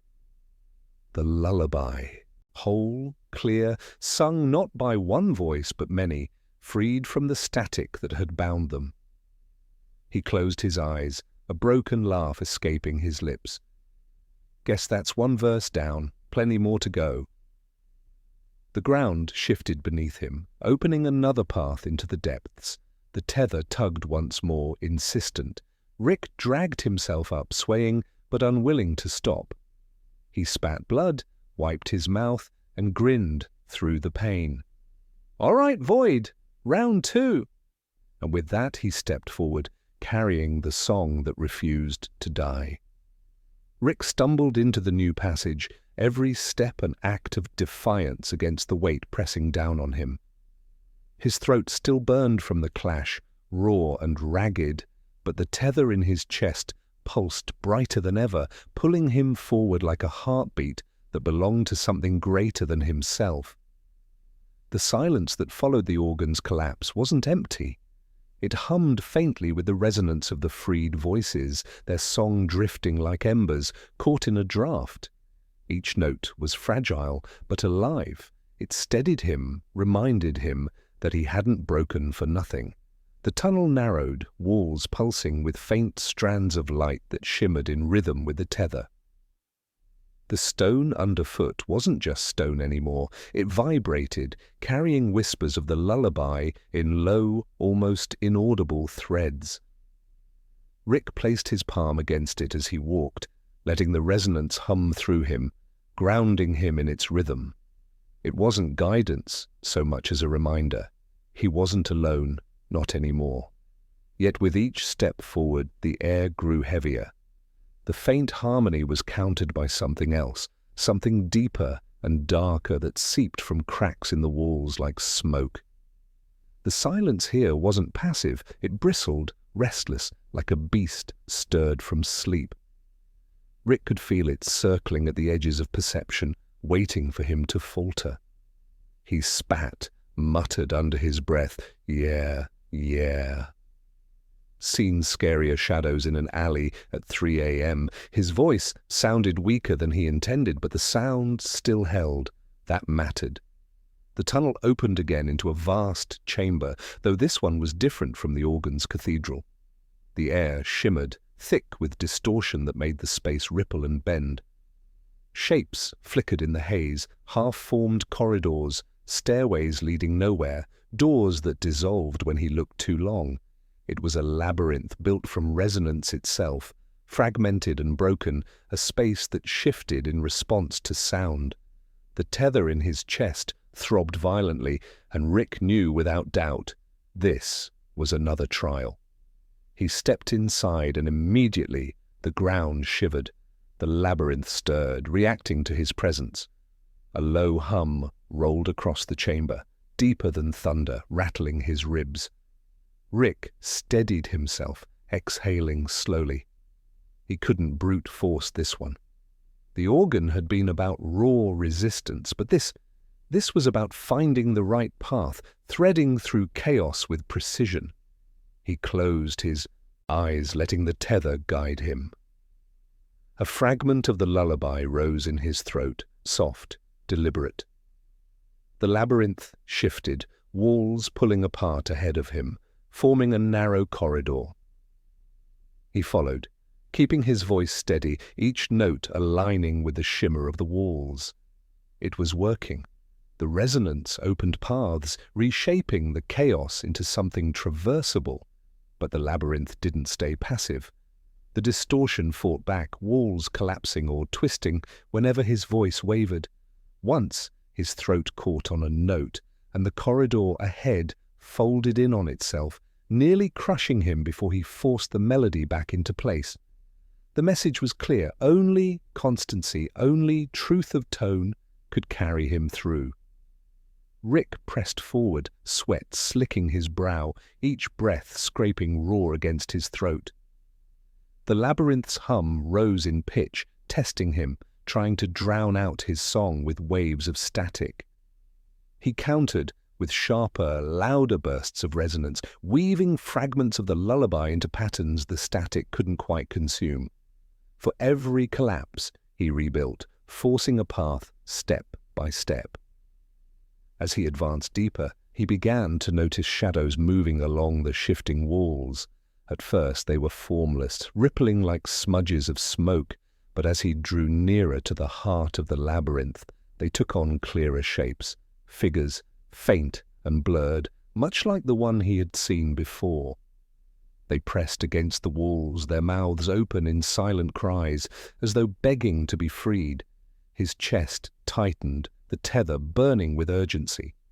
These weren't illusions, they were fragments, echoes, still trapped within the dissonance, waiting for release. Rick's song faltered for a moment, his voice cracking under the weight of it. Immediately, the labyrinth retaliated, walls closing in with a thunderous snap. He threw himself forward, nearly losing the thread, but caught it at the last second with a guttural hum that steadied the walls again. He cursed under his breath, forcing his pace faster. All right, fine. You want the whole damn verse? You got it? He sang louder, stronger, pushing his ruined throat until it bled resonance. The lullaby poured out of him, not perfect, not gentle, but raw and defiant. The labyrinth buckled, walls splitting open, shadows convulsing as if the sound reached them. Some flickered and dissolved into light, freed from the static. Others screamed without sound, clawing against their prison, fighting to hold on to the silence. The tether yanked harder, pulling him toward the chamber's core. He staggered forward, barely able to keep pace with the shifting walls. His vision blurred, black spots flickering at the edges, but he pressed on until finally the labyrinth broke open into its center. There, suspended in the air, was a sphere of distortion, a knot of static and silence wound so tightly it warped the space around it. Within its shifting surface, Rick glimpsed countless faces, countless echoes, all bound together in endless struggle. The tether in his chest screamed with resonance, demanding release, demanding he break it open. Rick staggered closer, voice faltering, but still carrying. He placed his hand against the sphere, felt the vibration of countless trapped voices shudder through him. His own resonance responded, threading into the knot. It resisted violently, static lashing out in jagged bursts that tore at his flesh and rattled his bones. But he didn't let go. He leaned in, pressed his forehead against the sphere, and poured everything he had left into the song.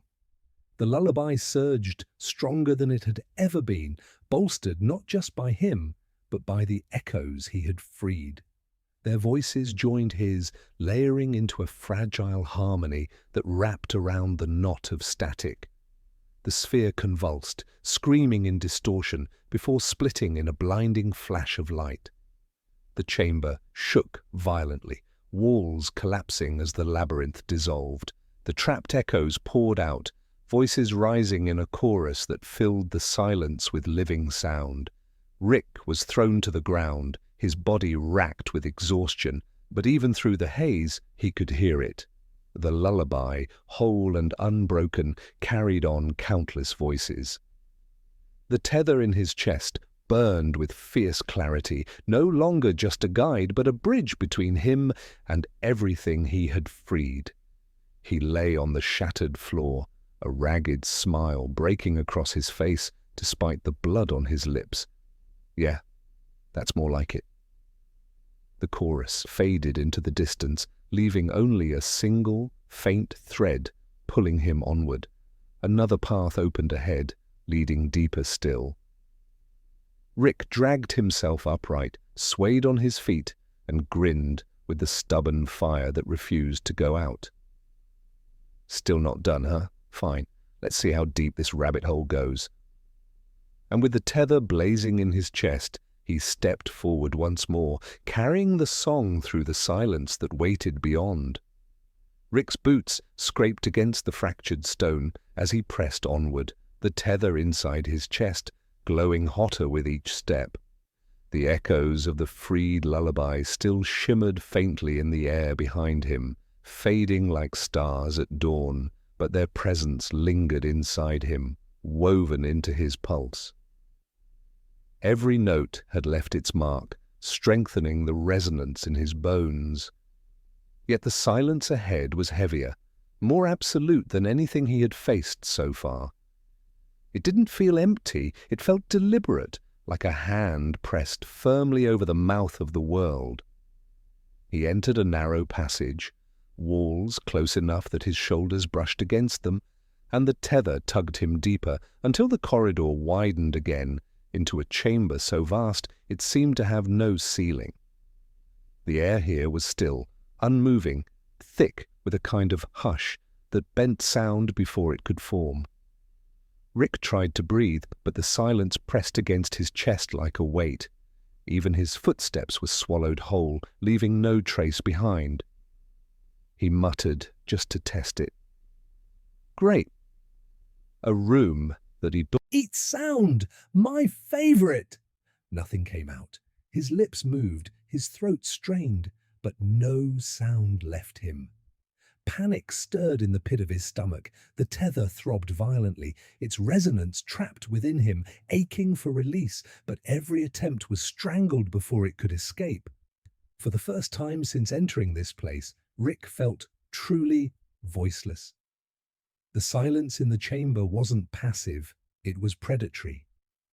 Shadows stirred in the air like currents underwater, and out of them came faint shapes, not quite visible, their outlines twitching and fragmenting as if reality itself refused to hold them steady. They circled him slowly, feeding on the absence of sound, feeding on the void that wrapped around his throat. He clenched his fists, jaw tight, eyes scanning for a path forward, but the tether wasn't pulling him toward any exit. It was pulling him inward, deeper into the silence itself. Rick pressed a hand to his chest, teeth gritted. He couldn't sing, couldn't hum, couldn't even whisper. But resonance wasn't just something external. It had roots inside him. The lullaby wasn't about notes carried through the air. It was about vibration, memory, the marrow-deep rhythm that tied everything together. If the silence wanted to devour his voice, then fine. He'd find another way to make it hear him. Closing his eyes, he let the tether pulse through him, not outward, but inward. He tightened his breath, forced the resonance to hum inside his ribcage, behind his sternum, in the hollow of his skull. It built slowly, faint at first, a vibration so subtle he could barely feel it. The silence pressed harder, trying to smother it, but Rick only doubled down, teeth grinding as the hum grew stronger. The chamber trembled faintly. A ripple of resistance passed through the shadows, circling him. The silence recoiled, just a fraction, but enough to prove it could be broken. Rick's eyes snapped open, burning with defiance. If he couldn't project the song, he'd turn himself into the instrument. He beat his fist against his chest, syncing the rhythm with the tether's pulse, each strike driving the vibration deeper into his bones. The hum became a growl inside him, fierce and unyielding. He stomped the ground, each impact another note in the rhythm, until his whole body was shaking with resonance. The silence fought back, pressing in like a crushing tide, but now his vibration was strong enough to carve space around him. The air quivered, the shadows faltered. Through the pressure, faint threads of the lullaby began to emerge, not in sound, but in feeling. The memory of it flared in his mind, pulling fragments from the voices he'd freed before. Their resonance stirred inside him, lending weight to his own. Together they formed something the silence couldn't devour, not sound, but presence. The shadows shrieked noiselessly, writhing as his resonance cut through them. One after another, they burst apart into fragments of light, dissolving like mist under the sun. The silence buckled, trying to close in tighter, but Rick's inner hum only grew more violent. He staggered forward, each step shaking the chamber as if his very heartbeat was striking against its core. The tether pulled harder, guiding him toward the center of the vast room. There, suspended in the oppressive stillness, was a figure. Unlike the shadows, this one was solid, too solid, a silhouette of a man, motionless, his features blurred by distortion. Around him, the silence swirled in heavy waves, emanating outward like a fortress wall. Rick's pulse faltered as recognition sparked deep inside him, though he couldn't place why. There was something familiar in the shape of the shoulders, the stance, the weight of it. The tether in his chest surged painfully as though begging for confrontation. Rick approached slowly, each step rattling with resonance, until he stood before the figure. The silence pressed so hard it nearly stopped his breath, but he forced the vibration in his chest to swell, demanding space. He raised his hand, reached out, and touched the figure. The world split open. Memories crashed into him, fractured, chaotic. a voice humming the lullaby over his crib, a blurred face leaning over him, tired but tender, a hand ruffling his hair as a child, then static, violence, the lullaby torn away mid-verse. The figure before him wasn't just an echo, it was the echo of the one who had sung to him first, the source of the tether, the origin of the song. Rick stumbled back, breath ragged, his chest tearing open with resonance that refused to be contained. The silence lashed violently, trying to reclaim the figure, to drown out the connection, but the tether blazed so brightly now it felt like fire inside him. He screamed, not with sound, but with resonance alone, and the chamber shattered. The silence ripped apart, cracks splintering through the air like glass. The figure trembled, distortions peeling away, but it did not vanish.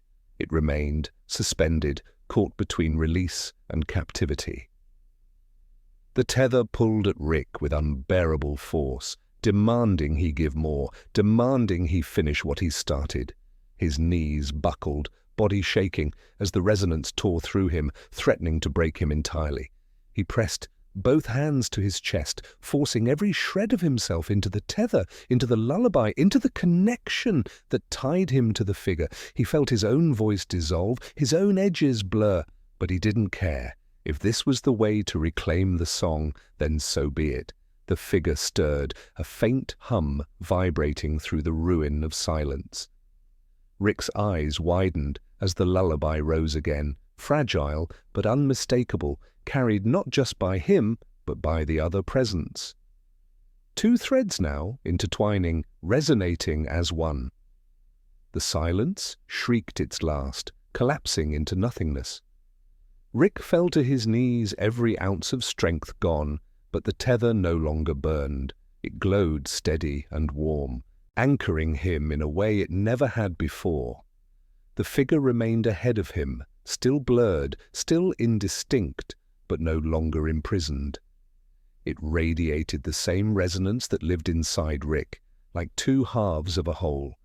For the first time, Rick felt the lullaby not as a memory, not as a burden, but as a living connection. And he knew, with quiet certainty, that the silence was only the beginning. Rick knelt in the shattered chamber, chest heaving, his palms pressed against the cold stone to steady himself. The silence had been broken, the oppressive void ripped apart, yet its aftertaste lingered like ash on his tongue. Ahead of him, the figure glowed faintly, a blurred silhouette wrapped in trembling distortions, half free but not yet whole. The tether inside Rick thrummed with steady warmth now, not searing pain, but the pull was stronger than ever, demanding more than he thought he had left to give. He tried to speak, to demand answers, but only a rasp came out, his voice frayed to nothing after forcing resonance through his bones. Still he did not need sound. The tether was enough. The figure shifted, its outline wavering like a flame struggling in the wind. A hum vibrated faintly from it, weak, uncertain, but familiar enough to make Rick's chest ache. It wasn't just the lullaby anymore, it was memory itself, pressing close, reminding him that this was not some stranger trapped in distortion. This was the source, the voice that had first carried the song into his infant bones. Rick swallowed hard, his eyes narrowing, though the tears welling there stung with frustration more than grief. He had clawed his way through labyrinths, shadows, silence itself, and now the truth stood within reach, but like everything else in his life, it refused to simply reveal itself.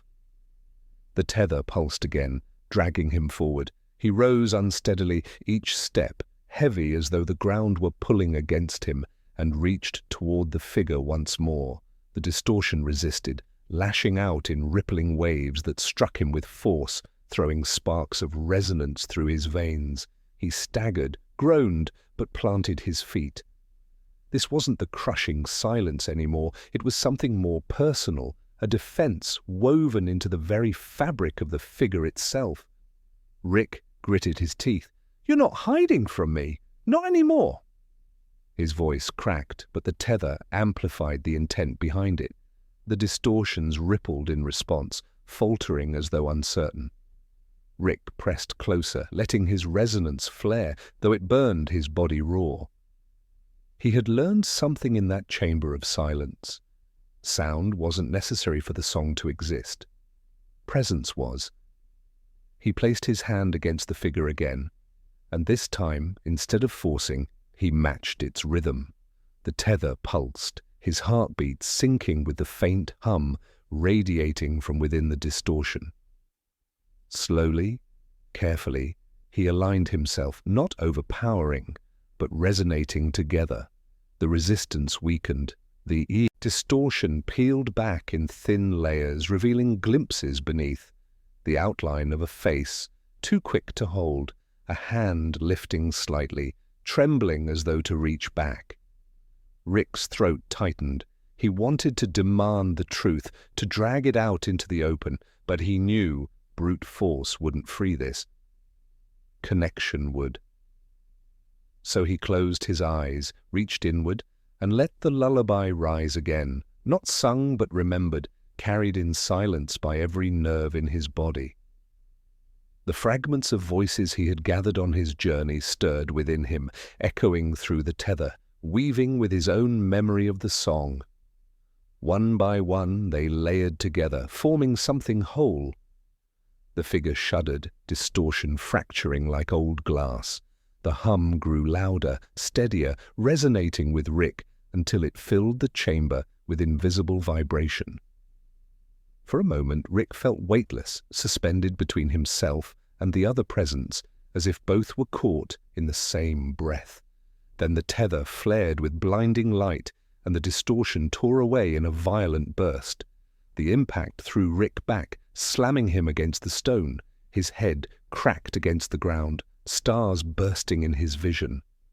He forced himself up, groaning, blinking through the haze. The chamber no longer quivered with distortion. The figure was still there, but now fully revealed. Rick froze. It wasn't a stranger. It wasn't some abstract guardian of the lullaby. It was a man, worn, scarred, eyes burning with a weary intensity that mirrored Rick's own. Older, heavier with time, but undeniably tied to him. The tether glowed between them, a line of resonance running from chest to chest, unbreakable. The man's lips parted, and for the first time sound cut through the chamber, low and rough, but alive. "You came back," the man said. The words slammed into Rick harder than any blow. His chest tightened, his throat seized, and for once, his mind didn't leap to cynicism or science. He could only stare, disbelieving, as the resonance inside him trembled violently on the edge of unraveling. Memories flooded him in jagged flashes, the lullaby, the warmth of arms lifting him, a laugh too distant to place, and then absence. Always absence. The man before him was the missing piece, the gap he had carried his entire life without understanding. Rick opened his mouth, but no words came. His breath shook. Finally, he managed a hoarse whisper, barely audible. Who are you?" The man's gaze softened, though pain lingered behind it. His voice cracked, but the resonance in it was steady. "The one who sang to you first, the one they tried to erase." The tether surged between them, flooding Rick with memories and emotions too tangled to separate. Anger, longing, grief, relief. He staggered forward, fists clenched at his sides, torn between striking the man and collapsing into his arms. Every part of him screamed for answers, yet a deeper part already knew. The chamber pulsed with their shared resonance. The lullaby, weaving through both of them now, no longer fragmented or hidden. But even as the connection deepened, shadows stirred at the edges of the vast room. The silence might have been broken, but the force behind it wasn't gone. Something darker was watching, waiting, stirred awake by the reunion. Rick felt it, a prickling along his skin, and tore his gaze away from the man just long enough to see the shadows writhing back into existence. Not the shapeless phantoms from before, but something sharper, hungrier, drawn to the tether like predators to blood. The man, his father, his origin, whatever truth he was, lifted his hand, resonance crackling through his fingertips. "They won't let this stand," he said quietly. "Not now that you've found me." Rick's jaw tightened. His exhaustion was bone deep, his body barely holding together, but the tether pulsed stronger than ever, carrying not just his strength, but the man's too. Together their resonance shook the chamber, a warning to whatever gathered in the dark. For the first time, Rick wasn't fighting alone. The lullaby was whole again, but the battle for it was only beginning. The chamber throbbed like a living wound, each pulse of resonance shaking loose dust and shards from the cracked ceiling. Rick's eyes darted across the shifting dark, those new shapes gathering, sharper than the formless echoes he had faced before. They weren't just fragments of silence anymore. These things had teeth, edges, purpose. They hissed in low tones that scraped against the walls, their whispers like broken cords that clawed at the tether. The glow linking Rick and the man beside him flickered, as if the predators were trying to gnaw it apart. Rick clenched his fists, forcing his breath steady. His body screamed for rest, his bones raw from carrying resonance through them. But he knew the second he faltered, those things would devour the connection he had fought to reach. His gaze flicked to the man, his father, though the words still felt jagged in his mind. The man's stance was firm, eyes narrowed at the shadows, hand raised as if channeling a frequency Rick couldn't yet hear. Even here, even now, the tether pulsed steady, feeding strength into Rick. It wasn't just his fight anymore. That truth pressed into him like iron. The shadows surged suddenly, rushing in a tide of jagged forms. Instinct flared.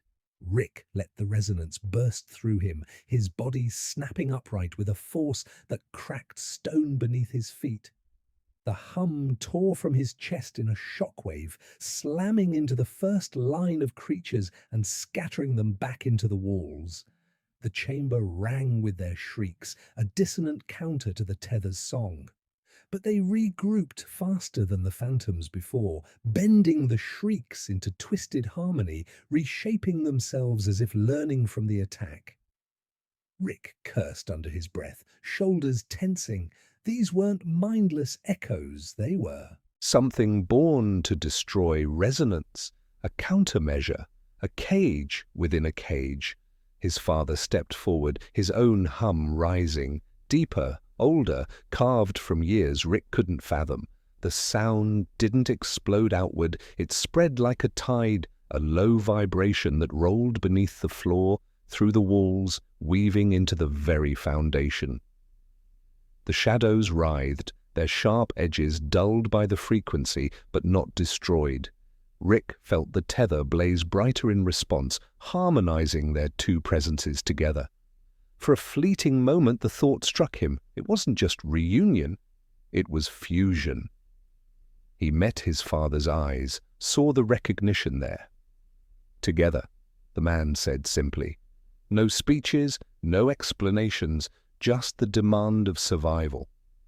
Rick nodded once, gritting his teeth, and they moved, as one. The lullaby rose again, fuller now, no longer broken between them.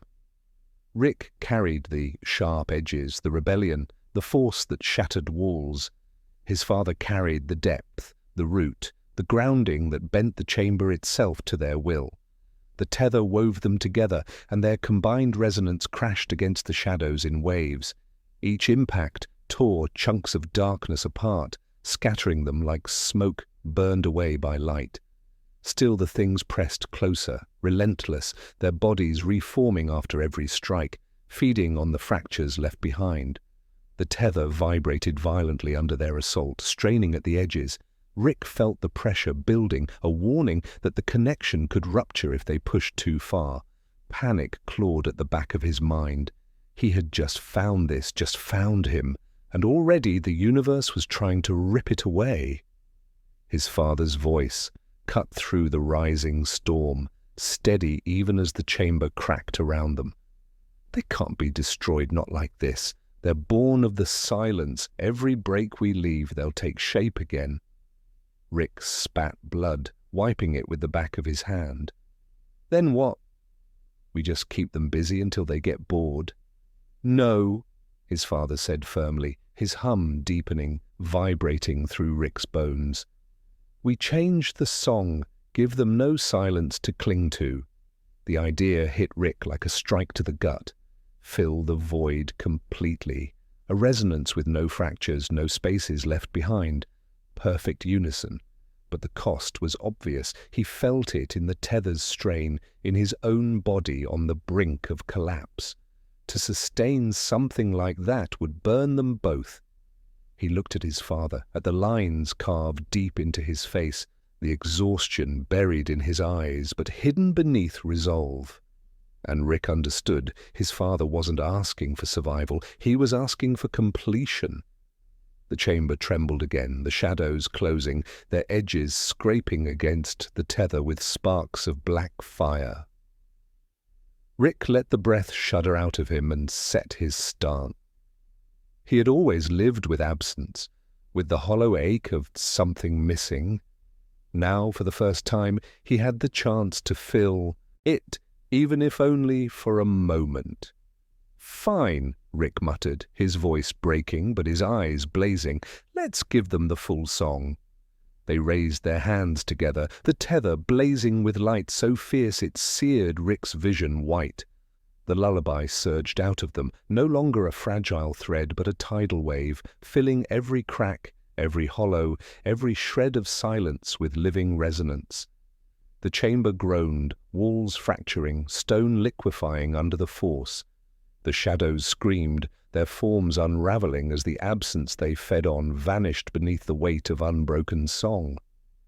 Rick felt his body tearing apart at the seams, every nerve screaming, but he held on, his father's presence anchoring him through the storm.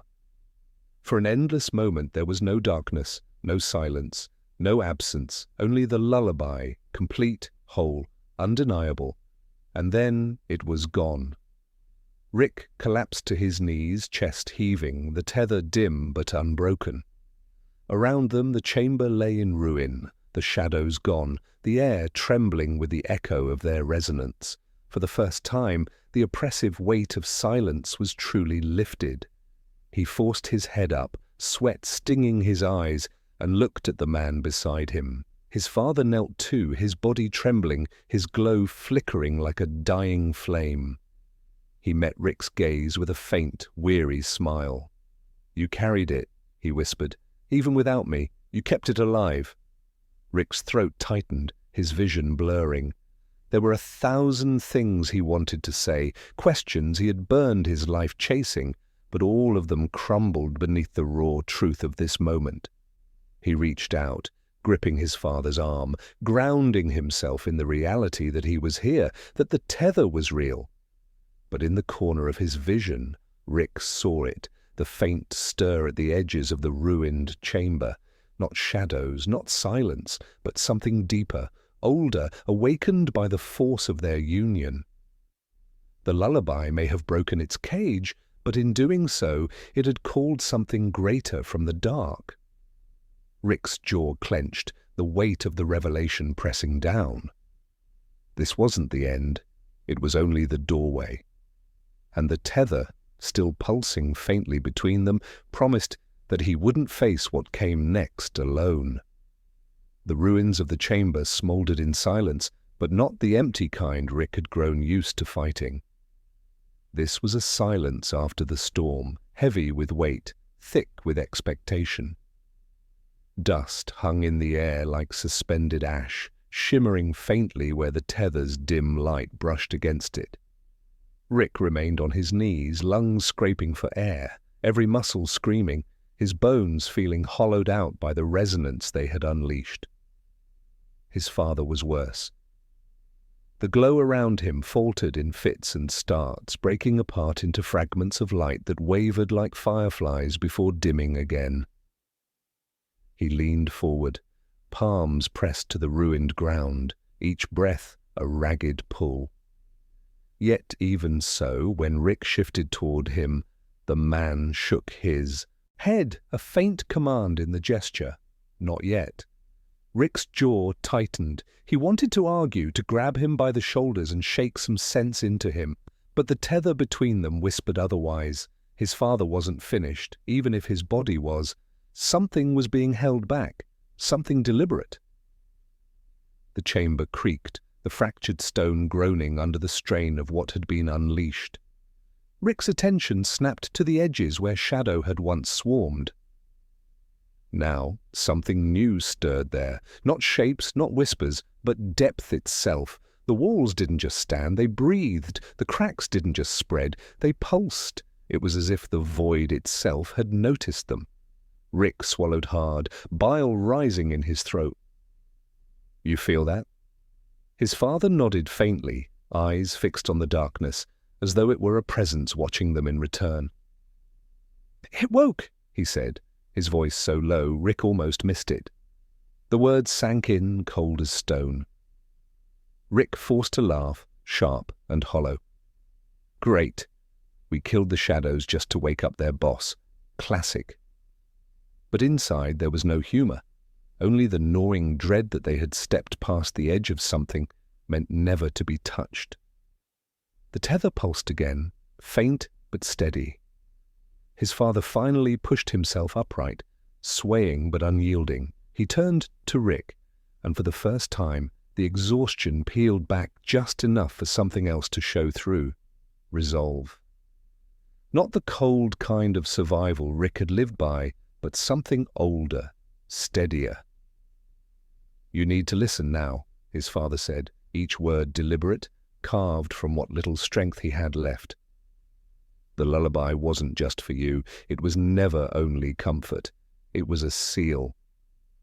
Rick froze. His mind reeled back through the memories, the fragment of song his mother once hummed, the broken echoes that had haunted him, the tether itself.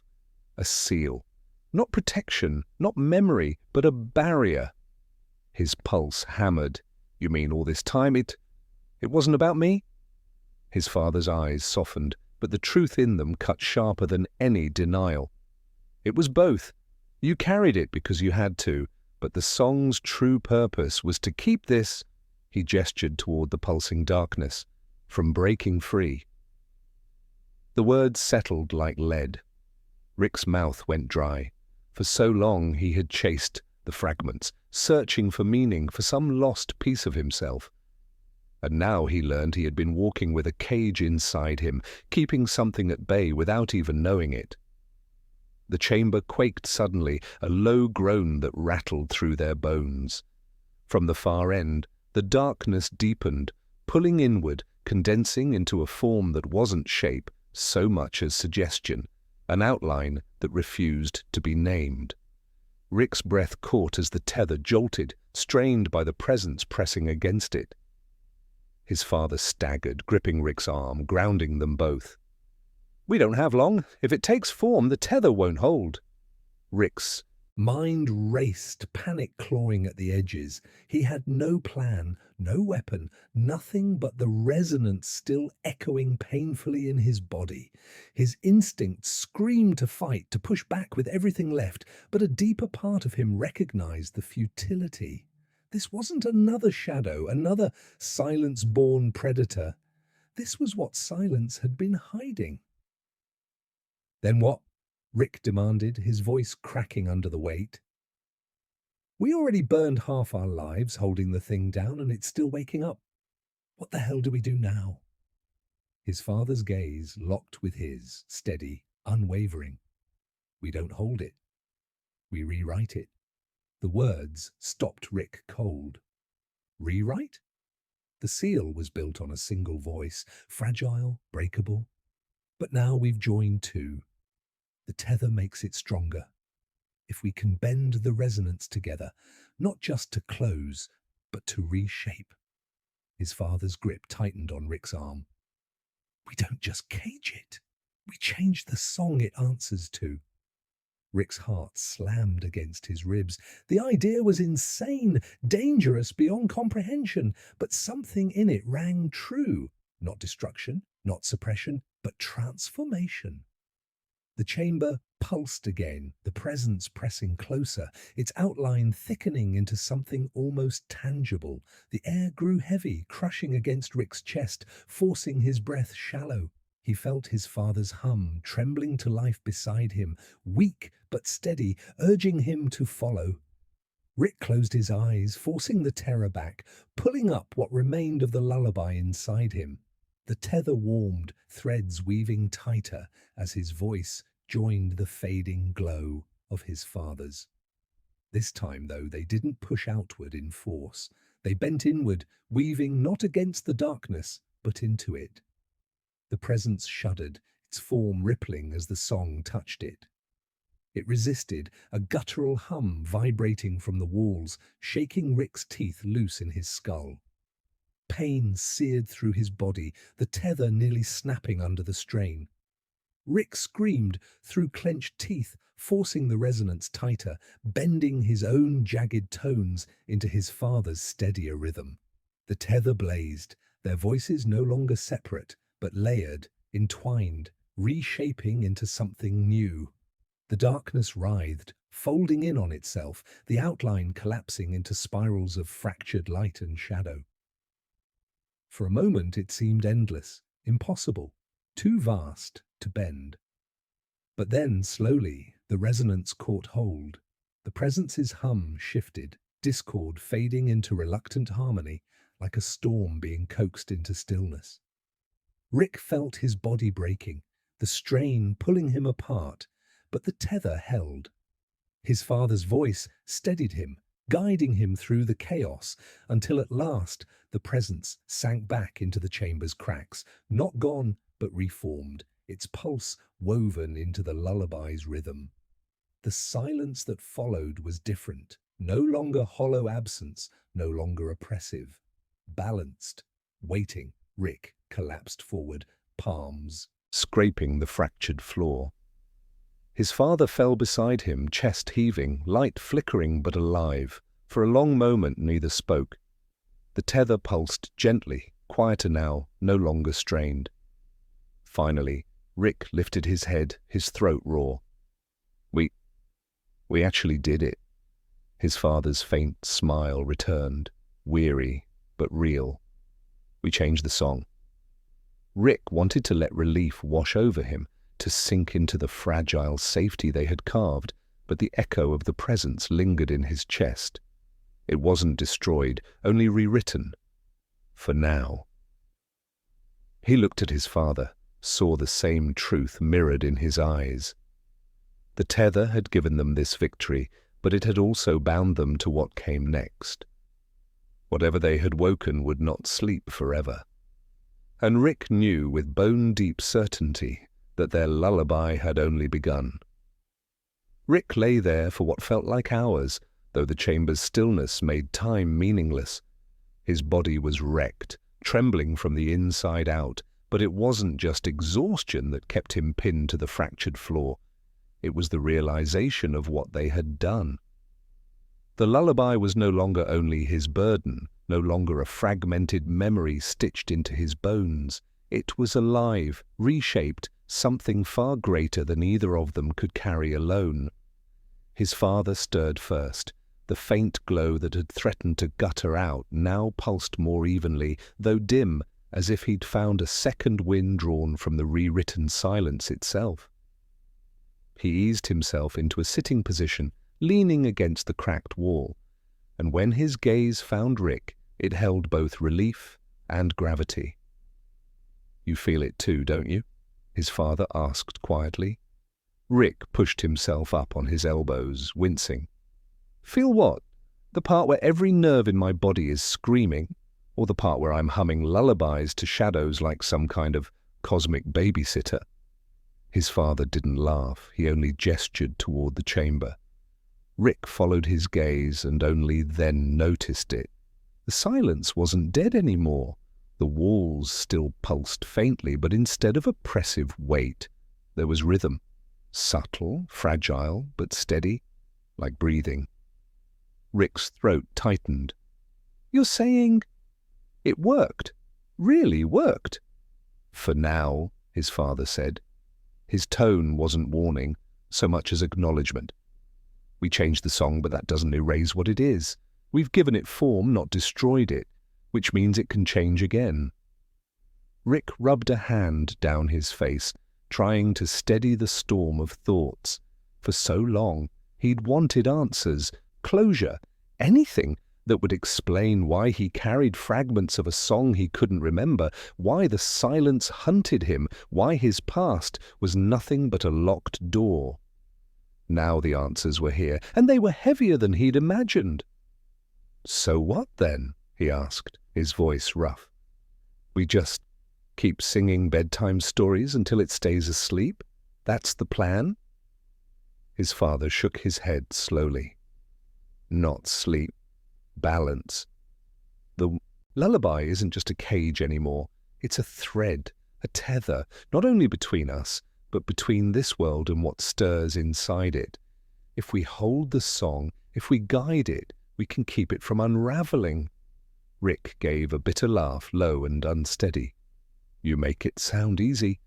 Like we didn't just almost get ripped apart trying to make it hum in tune." "Easy?" His father's expression softened, though his eyes remained shadowed with fatigue. "Nothing about this is easy, but it's ours now. That means it can't be taken from us, only broken if we let it." Rick wanted to argue, to point out all the ways they were doomed, all the cracks still waiting to split open. But the tether hummed faintly between them, a warmth that refused to let him fall entirely into despair. He let out a shaky breath and leaned back against the rubble. For a time, neither spoke. The chamber breathed around them, the lullaby's rhythm seeping into the silence. Rick found himself listening despite everything, the cadence almost soothing, like waves against a shore he hadn't seen in years. And beneath it, faint but unmistakable, was his mother's voice, the fragment that had started it all. It was different now, folded into something larger, but still there. The sound hit him harder than he expected. His chest clenched, his eyes burned, and before he could stop it, a quiet laugh slipped out, raw and broken. "She's still here," he whispered. His father's hand tightened into a fist against the stone, his jaw working, but he didn't deny it. "Her song made the seal. Yours gave it strength. Together, we carried her forward." Rick blinked hard, forcing the tears back. "Guess she never really left, huh?" His father's silence said enough. Before Rick could say more, the chamber shuddered faintly. Not violent, not threatening, but a reminder. The presence hadn't gone. It lingered, reshaped and listening. The lullaby wasn't only their bond, it was now a bridge to something they didn't fully understand. Rick sat up straighter, his exhaustion sharpening into wariness. "It's not done with us, is it?" "No," his father said simply. "But neither are we done with it." The tether pulsed once, stronger than before, as though agreeing. Rick clenched his fists, frustration boiling. "So this is it. My life, bound to some cosmic parasite, singing duets with a dad I barely know, hoping it doesn't chew through reality again." His father studied him carefully, then spoke with quiet certainty. "It's not a parasite anymore, not if we keep shaping it. And it's not just your burden now, it's ours." The words landed heavier than any revelation. For so long, Rick had carried everything alone, his memories, his failures, his jagged edges. But now, for the first time, he wasn't alone in the weight. Still, the thought gnawed at him. The presence wasn't destroyed, it was bound, bent, waiting. If balance could be remade, it could also be undone. And something told Rick that whatever they had stirred, others would feel it too. The silence shifted again, faint whispers threading through the chamber, almost like echoes of their own voices. Rick's skin prickled. He recognized the cadence, echoes of the lullaby, bleeding outward, carried through cracks that led beyond the chamber. His father's gaze followed the sound. It spreads. Rick's stomach dropped. You mean other people can hear it? Not as we do, but they'll feel it, and some will seek it. The implication hit hard. This wasn't just their battle anymore. The rewritten song had bled into the world, leaving a trail for others, maybe allies, maybe enemies, to follow. Rick let out a low curse. Great. So not only are we babysitting a cosmic nightmare, but now we've basically broadcast the lullaby to the universe. His father didn't flinch. That may be the point. A seal hidden dies in silence, but a song shared becomes stronger. Rick dragged a hand through his hair, groaning. Yeah, or it gets twisted by the first lunatic who hums it wrong. For a moment, the silence pressed heavier again, and Rick realized they were at a crossroads. They had bought themselves time, reshaped the balance, but the lullaby had already begun to ripple outward. Others would come, and the presence within the chamber would never truly sleep.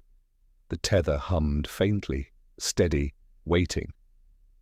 Rick exhaled, long and slow. So what now? His father leaned back against the wall, closing his eyes. Now we rest, then we learn the song well enough to teach it. Rick stared at him, incredulous, then shook his head with a reluctant smirk. Yeah, no pressure. But as he leaned back, letting the lullaby's rhythm wash over him, he couldn't deny the truth buried in the exhaustion. They had rewritten the silence. They had survived. And for the first time in his life, Rick didn't just feel hunted, he felt chosen. The chamber's quiet rhythm carried them through the long hours that followed. Rick let himself drift in and out of uneasy sleep, the tether humming faintly between him and his father, holding the silence in its fragile balance. He didn't dream, not in the usual sense, but every time his eyes slid shut, he found himself on the edge of memory, fragments of lullabies weaving through his thoughts. Sometimes it was his mother's voice, soft and distant. Other times it was his own, younger, uncertain, trying to hold on to words he could never quite remember. When he woke again, the chamber had changed. The cracks in the walls no longer glowed faintly but pulsed with a dim light, like veins carrying something outward. Rick sat up slowly, rubbing the grit from his eyes, and followed the threads of light with his gaze. They stretched into fissures that wound beyond the chamber, carrying the lullaby's rhythm with them. His father was awake too, though he hadn't moved from where he sat. He watched the walls with a grim stillness. "It's begun," he murmured. Rick frowned. "What has?" "The song leaving us, not in betrayal, in expansion. It's seeking resonance." Rick blinked hard, his mind sluggish from exhaustion. "Resonance? You mean it's broadcasting like a beacon?" His father's expression didn't shift, but the weight in his voice confirmed Rick's suspicion. "Yes, and those attuned to it will hear. Some will follow." Rick's stomach knotted. He remembered his words from before, spoken half in sarcasm, half in warning, about lunatics twisting the lullaby. Now the possibility felt too real. "So we've basically just put up a cosmic free song samples here sign. Great." The tether pulsed faintly between them, almost like reassurance. Rick wanted to believe it, but unease sat heavy in his chest. They didn't have to wait long for proof. Hours, or maybe only moments, later, the silence shifted again. It wasn't the crushing weight of the presence itself, nor the soothing hum of the lullaby. It was intrusion, a vibration that didn't belong to the song they'd forged. Rick stiffened, every nerve on edge. His father's eyes snapped open. "Do you hear it?" Rick nodded slowly. "Yeah, off-key." The vibration grew clearer, threading through the chamber like a discordant echo. It wasn't strong enough to shatter the balance, but it was there, testing, probing. Someone, somewhere, was answering the lullaby, but not with harmony, with mimicry. Rick stood, ignoring the ache in his legs. "We've got company." His father pushed himself up as well, though he leaned heavily against the wall. His glow flickered faintly, fragile but steady. "Not yet, but soon." Rick paced, restless energy spilling out of him. "So what do we do? Wait until they show up and start singing their version into the cracks? Because I'm not exactly in the mood for a chorus of cult rejects." His father's gaze held steady on him, calm despite the warning in his voice. "We prepare. The lullaby is more than sound now. It is memory, blood, and bond. No mimic can overwrite what is real unless we falter." Rick gave a sharp laugh, hollow and bitter. "Yeah, well, I've faltered my whole damn life, not exactly betting odds in our favor." The tether thrummed sharply, almost as if to rebuke him. Rick flinched, startled by the sudden pulse of warmth, and looked at his father. "You've carried this song alone longer than anyone should," his father said softly. "And still, you're here. That is not faltering. That is survival." The words hit harder than Rick expected, cutting through layers of cynicism he usually wore like armor. He didn't respond, only clenched his jaw and looked away. The discordant echo flared again, stronger this time, as if whoever reached for the lullaby had grown bolder. Rick's father extended a hand, palm open, and the tether's glow brightened faintly. "They are close," he said.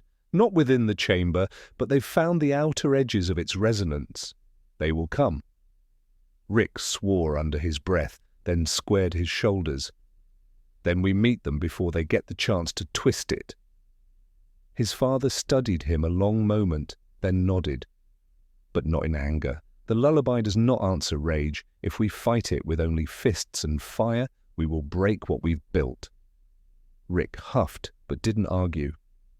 He knew it was true, as much as every instinct screamed to smash whatever was clawing its way toward them. This was different. This wasn't just a fight, it was a test of the song itself. The chamber shuddered faintly, dust drifting down from the cracks. The lullaby pulsed harder, steadying itself, almost as though bracing for what was coming. Rick felt the rhythm thread through him, anchoring him to his father, anchoring him to the memory of his mother's voice. For the first time he realized the song wasn't just about sealing or containing, it was about choosing who could belong within it. He exhaled slowly. "Guess we're about to find out who's listening." The glow along the cracks flared once, bright and sharp, then dimmed again. The discordant echoes stuttered, then surged. Rick's pulse quickened. He could almost picture them now, figures drawn across distance by the song's call, their voices reaching through the fissures, trying to weave themselves into something they didn't understand. "They will arrive soon," his father said, voice low but steady. "And when they do, we must hold the true melody, not through fear, through remembrance." Rick's throat felt tight, but he nodded. He forced a crooked smile, because the alternative was letting the weight crush him. "No pressure, right? Just rewrite reality again. Keep cosmic strangers from hijacking our lullaby, and make sure the universe doesn't implode. Easy stuff." His father didn't smile, but his eyes softened. "This time, you won't be alone." The tether pulsed in agreement. Rick closed his eyes, breathing deeply, letting the lullaby's rhythm settle into his bones. Somewhere beyond the cracks, voices waited, ready to intrude. But here, in the fragile heart of the chamber, the song was theirs. And when the first of those drawn by the echo arrived, They would be ready. The chamber breathed with an uneasy stillness, every crack in its walls humming faintly, like strings tuned to a song no human hand had written. Rick felt the vibration under his skin, in his bones, a constant reminder that something out there was listening. The tether pulsed between him and his father, steadying but heavy, as if bracing them both for what was about to unfold. The first intrusion came like a whisper, a thin, reedy note that slid against the true lullaby's rhythm, scraping softly at its edges. Rick froze, jaw clenched, every instinct in him screaming to shove it away. His father's hand touched the tether, lightly, a silent command to wait. The note lingered, then wavered, faltering as though the one singing it didn't fully grasp the melody they reached for. But the attempt was unmistakable. Someone, or something, was forcing their way into the resonance. Rick exhaled sharply. That's not just mimicry, they're trying to join. His father's eyes narrowed, pale light flickering across his worn features. Yes, but without the memory, without the bond, their voice is hollow. That hollowness will turn dangerous if it deepens. As if summoned by his words, the chamber shuddered.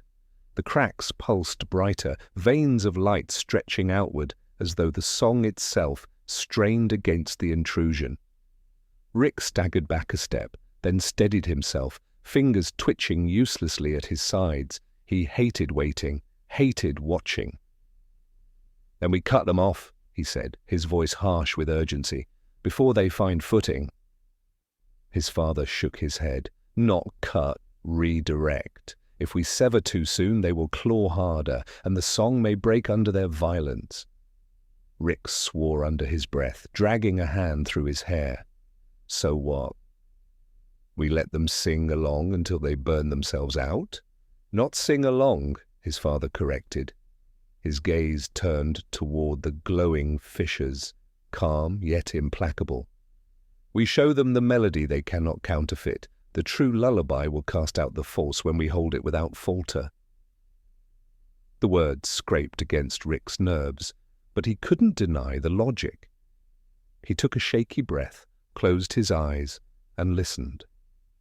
The lullaby moved through him, faint yet persistent, like the faintest pulse of a childhood memory he had spent decades trying to bury. The false note pressed again, harder this time, joined by another, a rough, guttural voice that warped the melody with force instead of grace. Rick's eyes snapped open. "There's more than one?" His father's jaw tightened, but he didn't waver. They traveled together, a chorus, broken but unified by intent. The chamber groaned under the weight of the discord. Dust sifted down from above, and Rick's pulse spiked with it.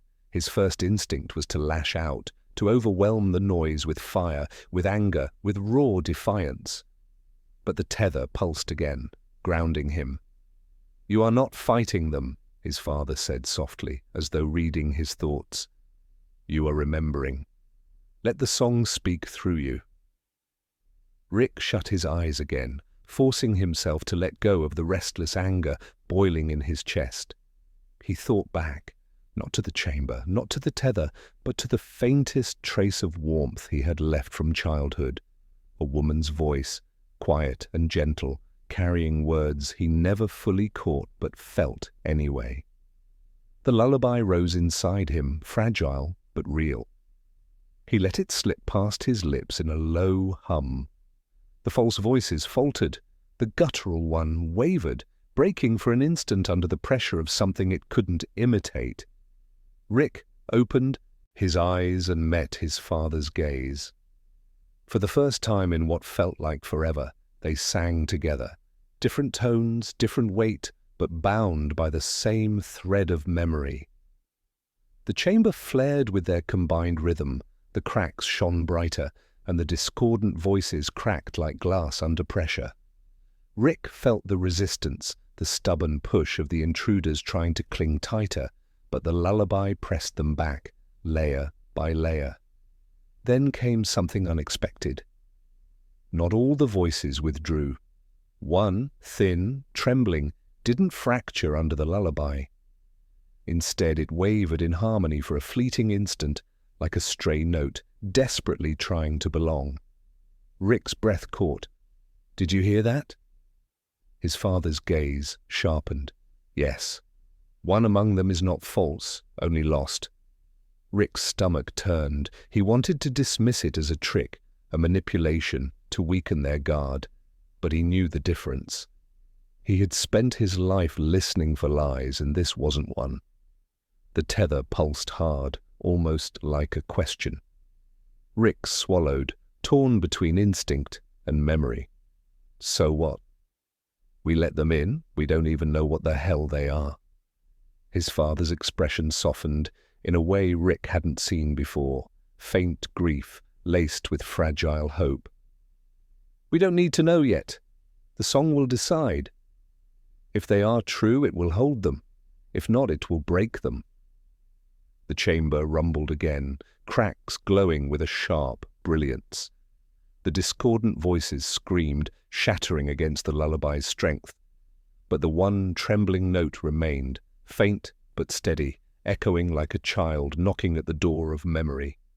Rick's throat felt tight. Against every instinct screaming caution, he let his voice soften, weaving the lullaby not as a shield, but as a welcome. His father's voice followed, steady and sure, guiding the fragile resonance like a hand steadying a child's steps.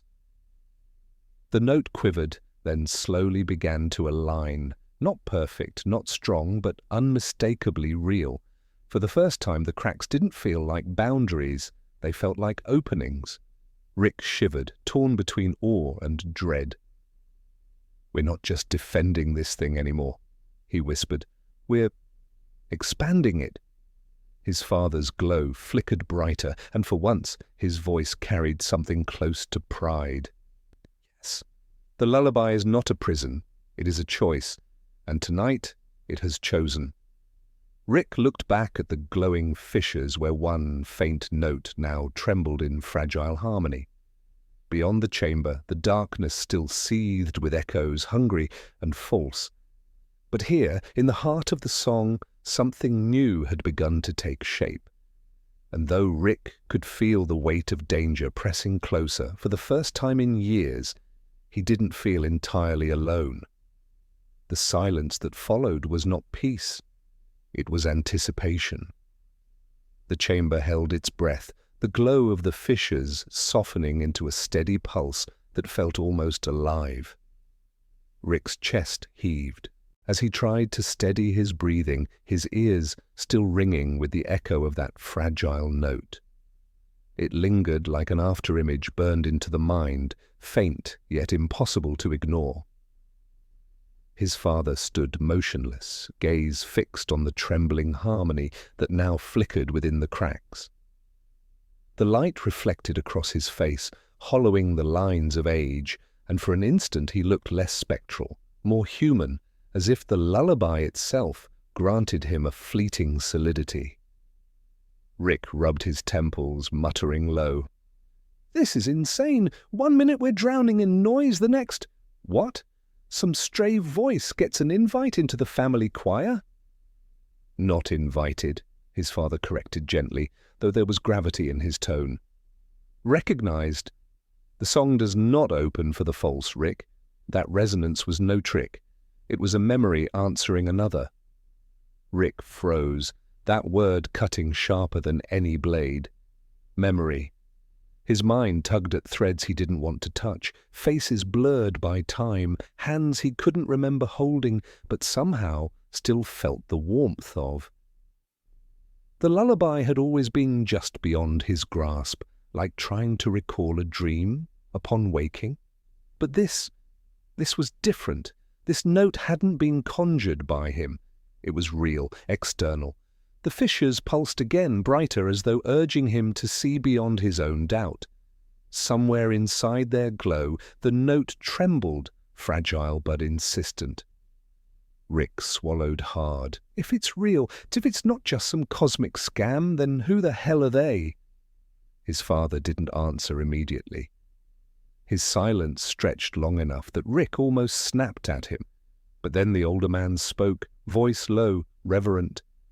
"Perhaps someone like you, someone who has carried fragments without knowing, someone who remembers just enough to be drawn here." That thought hit Rick harder than he expected. Another person, another fragment? For so long, his burden had felt singular, crushingly his alone. The idea that someone else had been haunted by the same song gnawed at him with equal parts relief and dread.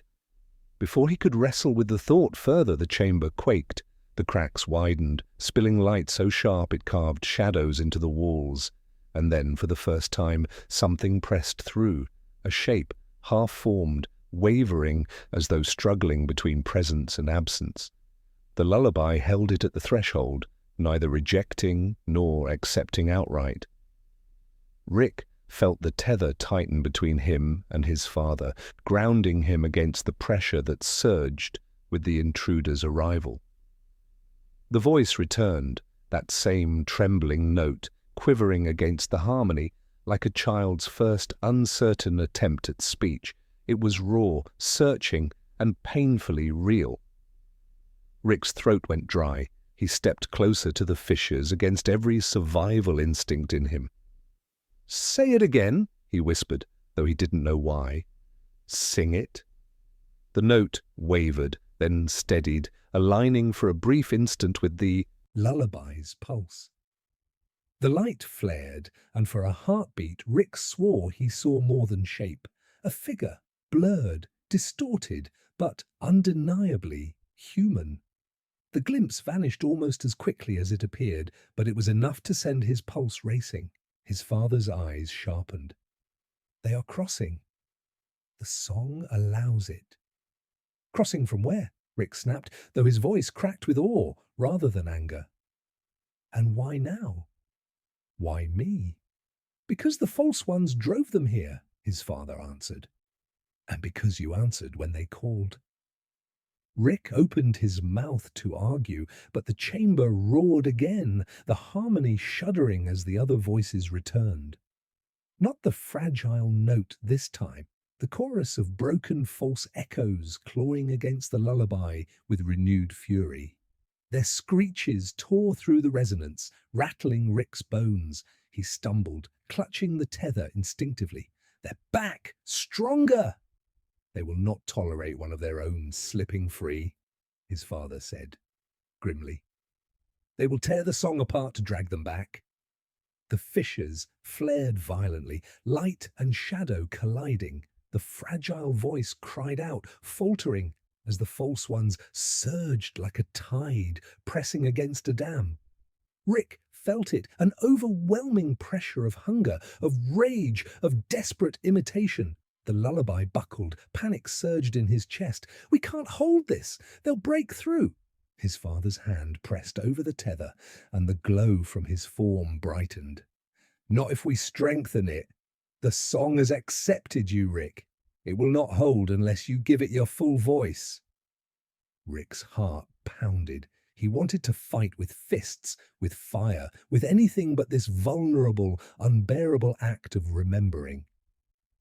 And yet the trembling note on the other side of the fissures called to him, pleading, refusing to let him retreat. He closed his eyes, inhaled, and let the hum rise again. Not half-hearted this time, not fractured. He pushed past the jagged edges of his doubt, back into the half-forgotten warmth of a childhood he never thought he'd touch again. The lullaby rose fuller, clearer, burning through his chest with a strange, aching light. His father joined him, steady and sure. Together their voices locked against the false chorus, weaving a harmony too precise, too true to mimic. The false voices shrieked, splintering like glass. The fragile note wavered, then aligned, its resonance strengthening as if nourished by their unity. The chamber blazed with light. The figure behind the fissures sharpened, still blurred, but unmistakably closer to being. Rick's breath hitched, but he didn't falter. The song demanded everything, and for the first time, he gave it. the false voices broke. One by one, their discord shattered, collapsing into silence that bled back into the void. The fissures steadied, no longer trembling under the assault.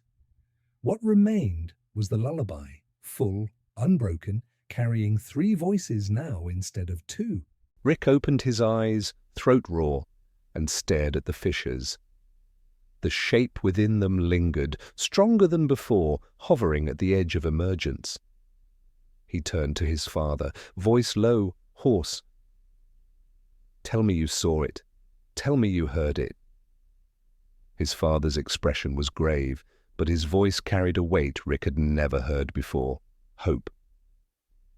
"I did, and it means we are no longer alone in this." The chamber quieted, the glow softening into a steady heartbeat. Yet the silence was not final. The fissures still held the figure, waiting. The false ones had been pushed back, but Rick knew they would return. For now, though, something had shifted. The lullaby had grown, no longer just a tether between father and son, but a bridge reaching outward, and whoever waited beyond it had already begun to cross. Rick felt the weight of it settle into him, not relief, not yet, but possibility. The fight wasn't over. If anything, it was only beginning. But for the first time in longer than he could remember, he wasn't bracing for it alone. The air in the chamber felt heavier than before, though no stone had shifted and no new sound intruded. It was the weight of expectancy, of a silence stretched so taut that even the smallest motion might snap it. Rick stood with his hands still trembling at his sides, staring into the fissures where the blurred figure lingered, wavering between form and absence. The lullaby thrummed faintly in his chest, no longer a broken whisper, but a steady vibration that refused to let him retreat into disbelief. He swallowed against the dryness in his throat. "They're not gone," he muttered, his voice hoarse. "The false ones, they'll regroup. You felt it." His father inclined his head slowly, the lines of light that made his form shifting like embers in a draught. "They will return. They always return. But this moment, this crossing, it is what they fear most. That is why they struck so violently." Rick exhaled sharply, rubbing a hand across his face. His thoughts whirled with too many questions. About the figure, about the voice, about what it meant that the song had grown. Yet beneath the whirl there was something new, something more dangerous than fear. Hope. It pressed at the edges of his defenses, asking to be let in, and he wasn't sure if he could bear it.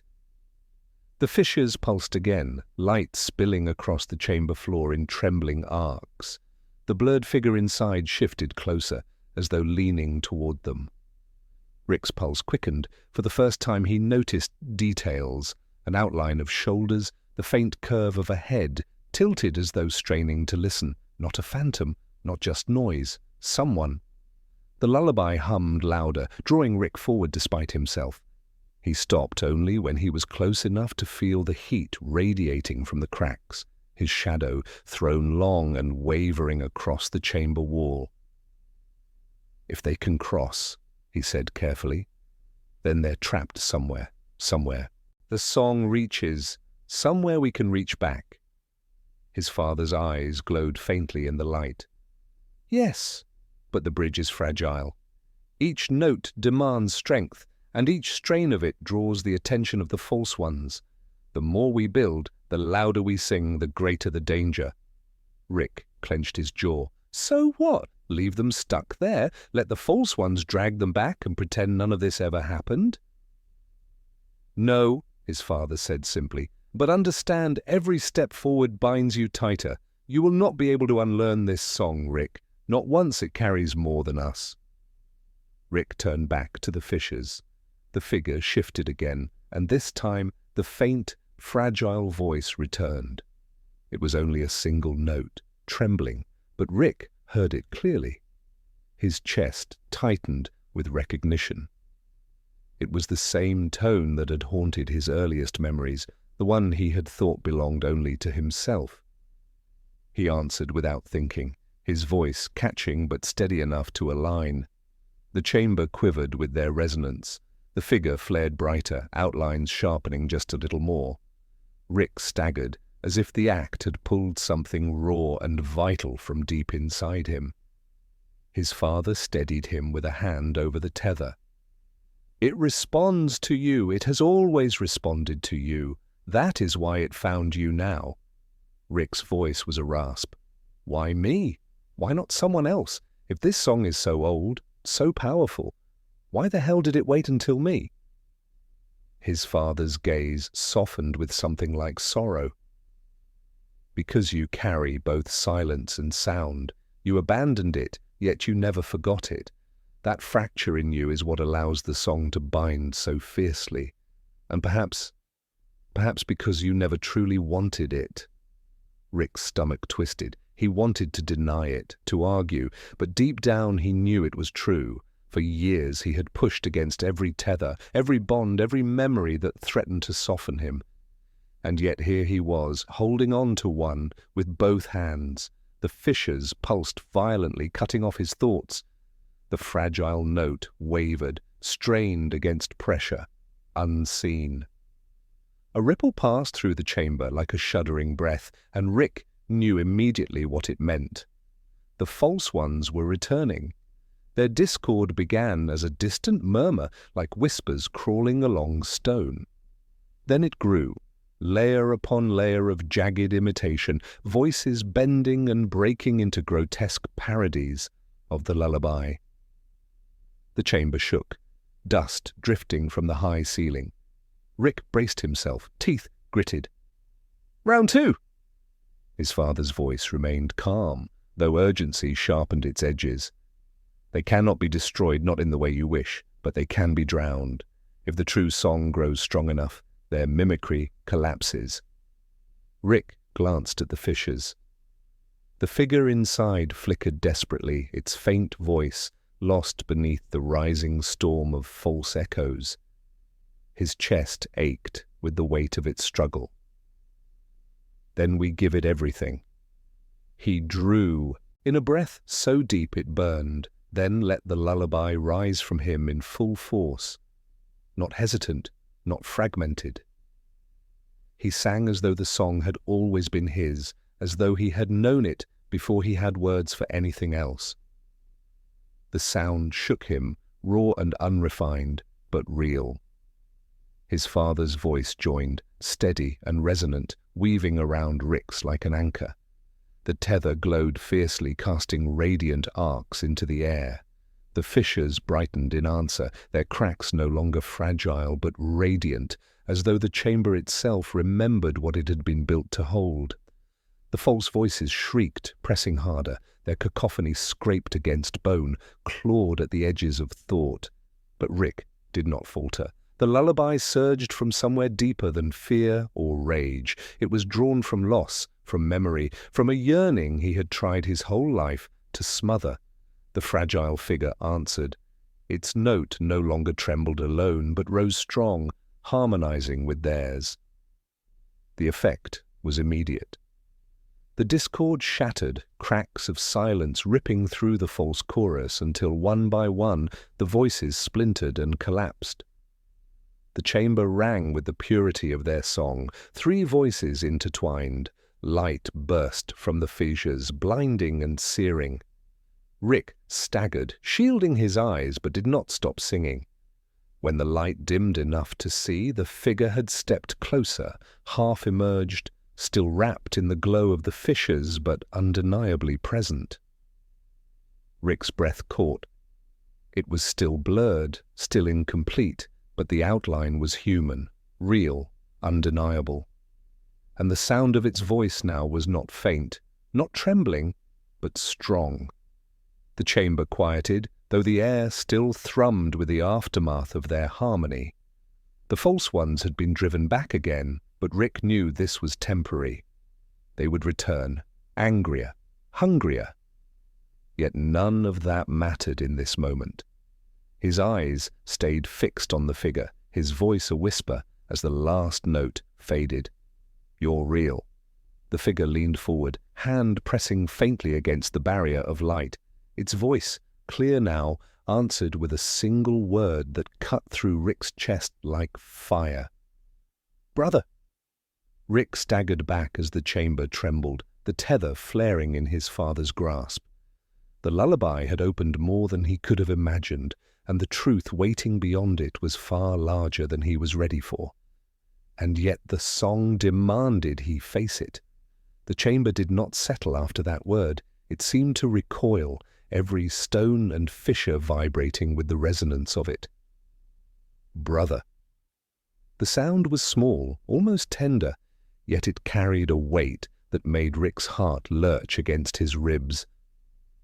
He felt as though the word had been buried in him all his life, waiting to be unearthed, and now that it had surfaced, it threatened to split him in two. The figure's hand pressed harder against the barrier of light, its outline sharpening into something almost clear. Shoulders narrow but strong, hair drifting like smoke caught in a current, a face blurred yet familiar in some primal, unshakable way. Rick's own hand twitched at his side, torn between reaching forward and retreating. His chest felt too tight, his breath uneven. He turned sharply toward his father. "What the hell does that mean?" The demand cracked with something more fragile than anger, something closer to desperation. His father did not look away from the figure. The glow of the tether in his grasp pulsed, bending as though strained by forces on both sides. "It means what it always meant. The song does not lie. What it calls forth is bound to you." "That's not an answer," Rick snapped, though his voice was raw. "I don't have a brother. I've never had one. I'd remember—" He broke off, words crumbling under the weight of doubt he couldn't silence. Because hadn't he already discovered pieces of himself buried so deep he had believed they were lost? The lullaby itself was proof that memory could fracture and hide. The figure spoke again, voice stronger now, every syllable shaping the air like a chord, struck true. "You left me." The accusation cut clean through him. Rick staggered, clutching the side of his head as fragments of something sharp and unbearable pressed against his mind. Flashes too quick to hold, a hand smaller than his reaching through darkness, laughter muffled by distance, a shadow falling where light should have been. He squeezed his eyes shut, willing it to vanish, but the images clung like fire after lightning. His father's hand steadied the tether, his voice low but insistent. "Do not turn away. If you resist now, the bridge collapses, and if it collapses, he is gone." Rick forced his eyes open, vision swimming. The figure was closer still, features flickering into brief clarity before dissolving again. Eyes wide, luminous, filled with something between longing and accusation. The word repeated, not shouted, but spoken with unwavering conviction. "Brother!" Rick's throat tightened. "If this is real," he said, his voice barely audible, "then why don't I remember you? Why was I made to forget?" His father's expression hardened. Because forgetting was the only way to survive. The false ones cannot destroy what they cannot find. To keep you safe, to keep the song alive, parts of it had to be cut away. That is the cost of protection. The figure's voice trembled now, but not with weakness, with restrained fury. "You let him forget me." The chamber seemed to tilt under the accusation. Rick's father did not flinch, but his silence was louder than denial. Rick's hands balled into fists. "If he's real, if he's mine, you erased him from me. You decided what I could keep, what I had to lose." His voice broke, anger and grief colliding so violently he could hardly breathe. "You made me believe I was alone." The fissures flared, their light jagged, unstable. The tether thrummed, painfully in Rick's chest, as though straining against his turmoil. His father's voice sharpened with warning. "Do not let anger shatter the bridge. The false ones feed on division. They are already clawing their way back. As if summoned, the distant chorus began again, faint, distorted echoes rising like smoke from cracks in the chamber floor. The false lullaby coiled through the air, mimicking their voices, trying to twist the fragile harmony into something broken. Rick turned back to the figure. His chest burned with questions, but none mattered as much as the trembling truth before him. "If you're my brother, if you're really him, then say my name." The figure's blurred lips parted, and the chamber went utterly still, even the false chorus stuttering for a heartbeat. Then the answer came, clear and resolute. "Ricky!" The sound struck him like a blow. No one had called him that in years, not since before the walls he'd built around himself had hardened. It wasn't just a name, it was a memory carried in someone else's voice, proof that they had known him before he had become who he was now. Rick staggered, breath hitching, his defenses crumbling. The tether blazed in his father's grip, threads of light wrapping tighter around Rick's chest, as though binding him to the moment. The false chorus shrieked louder, enraged, their jagged voices hammering against the harmony that now held. His father's voice rose, urgent but steady. "Choose! Let the song carry him through, or let the false ones drown him forever. There is no middle path." Rick's pulse thundered in his ears, his gaze locked on the figure, on the brother who had called his name, who had carried his memory when he himself had not. He lifted his hand, this time without hesitation, pressing it against the searing light of the fissure. The contact nearly tore him apart. The chamber convulsed as the lullaby roared from him, unrestrained, mingling with his father's and his brother's until the air was no longer air, but music, a force too vast to contain. The false ones shrieked, their chorus unraveling, splintering into silence under the weight of the true harmony. The fissures shattered with a sound like glass breaking under water. Light exploded outward, engulfing them, and when it dimmed, the figure had crossed. Rick's hand trembled as it closed around a real one, warm, solid, shaking just as much as his. He looked into eyes that mirrored his own, older and younger all at once, filled with tears that had no words. The chamber was quiet again, but Rick knew it was only the eye of the storm. The false ones had been driven back, not destroyed. Their return would be inevitable. But in this fragile silence, he stood face to face with the brother he had once lost, the brother he had been made to forget, the brother he had just chosen to reclaim.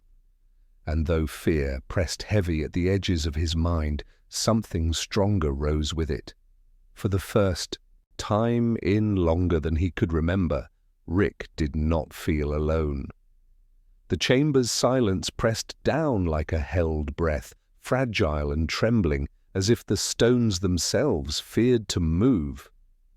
Rick's grip on his brother's hand was unyielding, his knuckles white with the effort of holding on. He searched the face before him, still blurred at the edges, but undeniably real, undeniably alive. The faint tremor of warmth beneath his palm was proof enough. This was no dream conjured by the false lullaby, no phantom memory clawed from the dark. This was flesh. This was blood. His brother's chest rose and fell unevenly, as though each breath was a battle waged against some unseen weight. His eyes, so much like Rick's own, yet carrying a depth of sorrow older than years should allow, locked onto his, refusing to look away. For a long moment neither spoke. Words felt clumsy against the enormity of what had just unfolded. The lullaby's after-echo lingered in the air, soft and unsteady, like the last shimmer of a candle flame before darkness takes it. Rick swallowed hard, his voice rasping low. You're real." The words trembled, as though he expected them to crumble in his mouth. His brother's lips curved into the faintest shadow of a smile, though his eyes gleamed with unshed tears. I've always been real. You just weren't allowed to remember." The words cut deeper than any blade. Rick's gaze darted to his father, who still held the tether, its glow dimmed but unbroken. The old man's expression was carved from stone, unreadable save for the tension at the corners of his eyes. "You did this," Rick said, voice sharp now, trembling with both fury and awe. "You kept him from me, you erased him." His father's jaw tightened, but he didn't retreat. "I protected you, both of you. If the false ones had known he lived, they would have taken him long before now. Forgetting was the only shield I could give." Rick's brother flinched at the words, a flash of old pain darting across his features. "A shield," he whispered, his voice low but charged with a quiet fury. "You call it that? You left me in the dark, alone, a name without a song, a shadow without a body."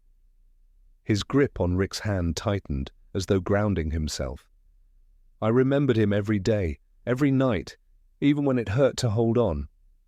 Rick's stomach lurched, the weight of it pressing against his ribs until breathing felt like drowning. He squeezed his brother's hand back, desperate to anchor himself. Why couldn't I feel you? There had to be something left, some piece of you in me." "There was," his brother said softly, gaze never wavering. "The song. That's why it never left you. That's why it returned now. It was the only thread they couldn't cut." The chamber shuddered faintly, the memory of the false chorus still lingering, like ash carried on the wind. Rick's father lifted his gaze to the ceiling, lines of unease etching deeper into his face. "We cannot linger here. The false ones will not stay banished for long. They have tasted your voices, your unity. They will claw their way back with twice the fury." Rick turned sharply on him. "Then tell me everything. No more fragments, no more riddles. If we're supposed to fight them, if we're supposed to stand against whatever's coming, I need to know who he is, who I am, what we've been hiding from." For the first time, hesitation flickered across his father's features. His hand slackened on the tether, and the light wound around it dimmed to a faint, pulsing ember. His gaze shifted between Rick and his brother, as though weighing the danger of words against the danger of silence. At last he spoke, his voice lower than before, almost reverent. "You are not merely my sons. You are the echo of an older harmony, one that predates even the false one's corruption. Two notes born of the same chord. Alone, each of you carries a fragment. Together." His voice trailed off, but the weight of what he didn't say was heavier than the words themselves. Rick's brother's eyes narrowed. "Together, we're what they fear." The old man nodded once, solemn. "That is why they hunted you. That is why I hid you from each other. If they had broken one, they would have broken both, but apart, there was hope that at least one note might endure." Rick felt the truth land in him like a stone dropped in water, ripples colliding with every half-formed memory and every unanswered question he'd carried his entire life. His chest burned, torn between fury and something dangerously close to relief. So all this time, I wasn't just running from shadows, I was running from them. He gestured to the cracks in the chamber floor, where the faintest murmur of the false chorus was rising again. "Yes," his father said, voice sharp now, urgent, "and they will not stop, not while the song still lives in you." Rick's brother stepped closer, his presence steady, grounding. "Then we don't run anymore." The chamber trembled violently at his words, as though the false ones themselves recoiled in anger. The shadows in the fissures writhed, their whispers sharpening into jagged notes that scraped against the air. Rick felt the tether throb against his chest, synchronizing with his brother's, their heartbeats pulling into uneasy harmony. His father's voice cut through the growing storm. If you face them now, you will be tested beyond what you know. The song is not yet whole, and neither are you, but the choice is yours. Stand together, and you risk everything. Refuse, and you will lose him again. The fissures split wider, light searing through the cracks as if the earth itself was tearing apart. The false chorus screamed, the sound like 1,000 broken voices clawing at the edges of the chamber. Rick's pulse hammered in his throat, but he didn't look away from his brother. They had only just found each other again. The thought of letting him go, of losing him a second time, was unbearable. Rick's voice came steady, louder than the chaos building around them. "We stand together." His brother's eyes lit with fierce certainty. "Then let's make them remember what real harmony sounds like."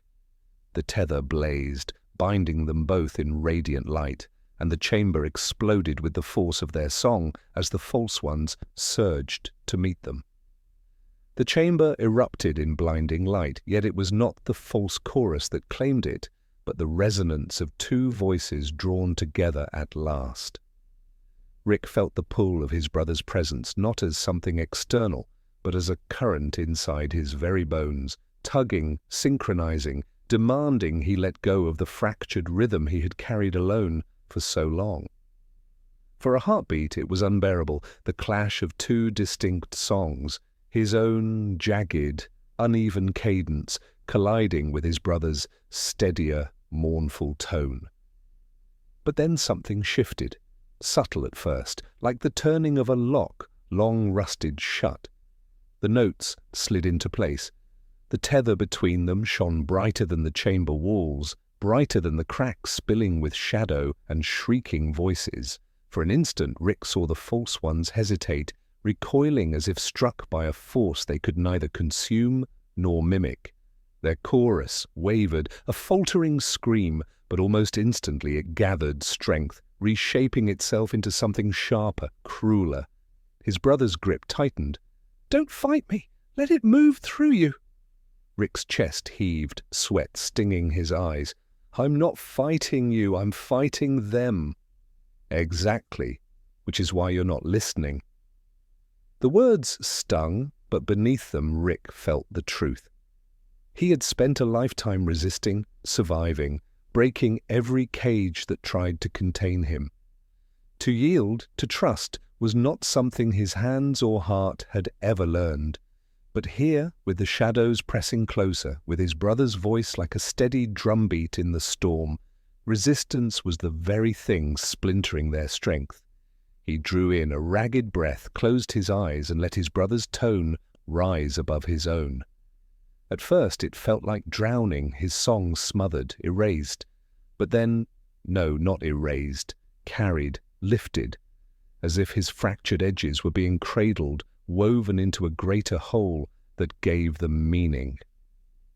The dissonance softened, their voices met. The chamber shook violently, the cracks ripping wider, but this time Rick was not afraid. His father's voice rose faintly behind them, chanting words he had no memory of, words that seemed older than language itself.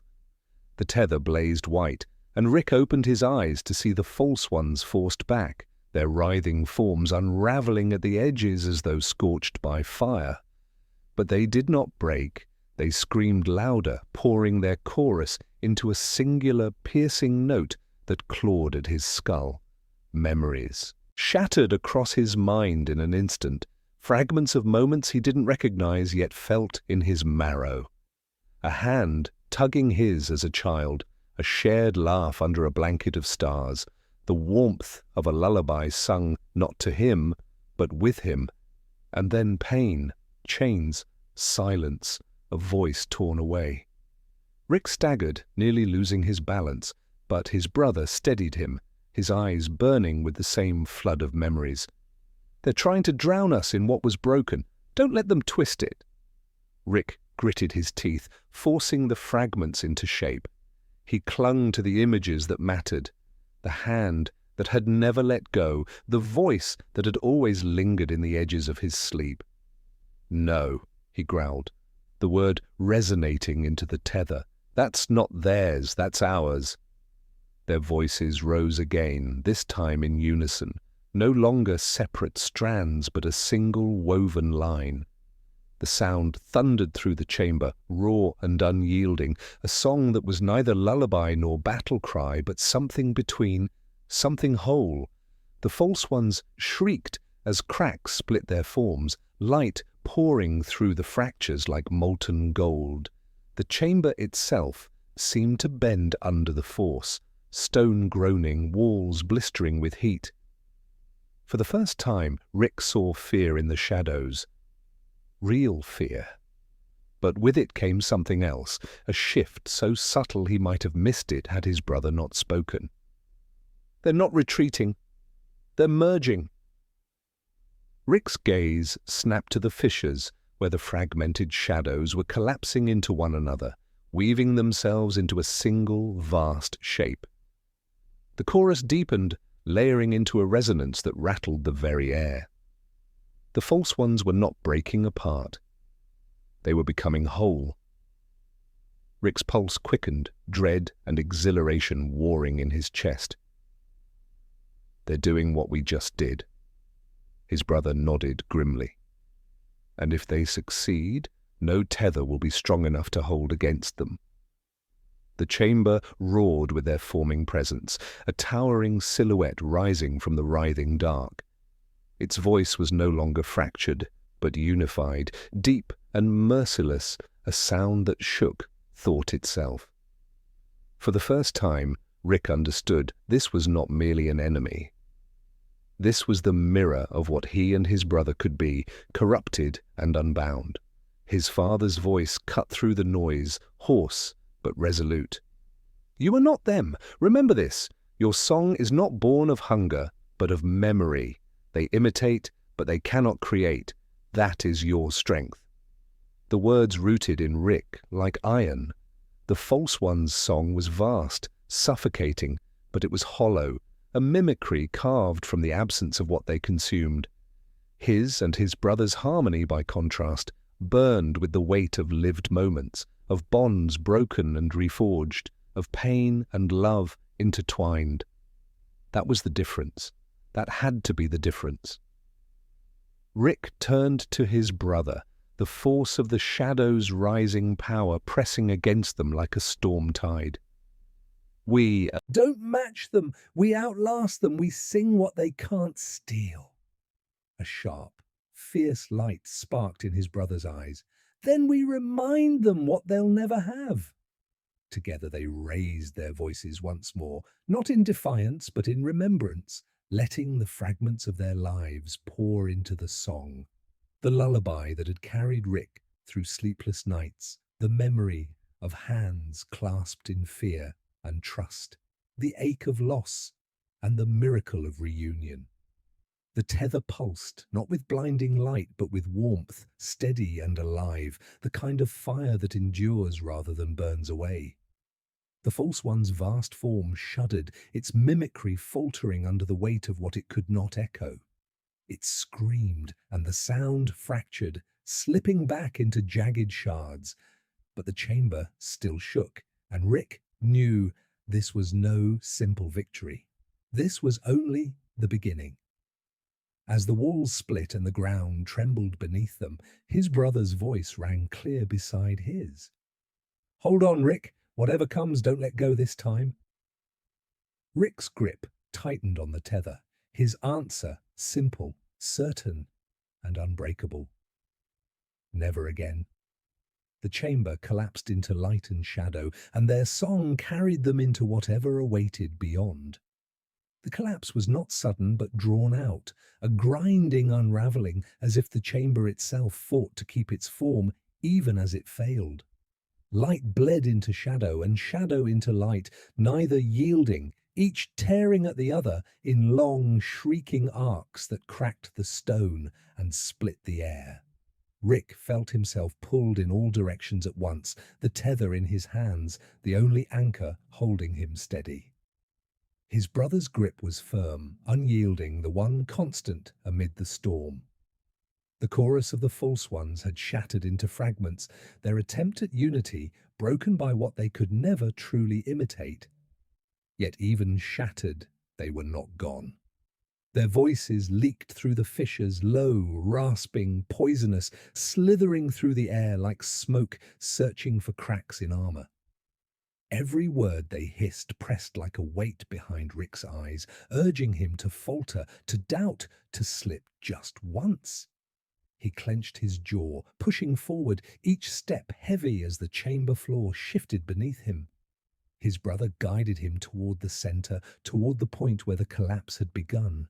The air there was different, denser, charged with a resonance that prickled against his skin. It felt alive, as though the chamber had not simply been a prison, but a heart, and that heart was breaking apart with every breath.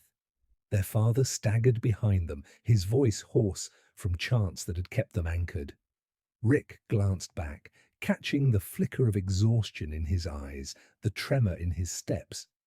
The man who had once stood like an unmovable pillar was now barely holding upright.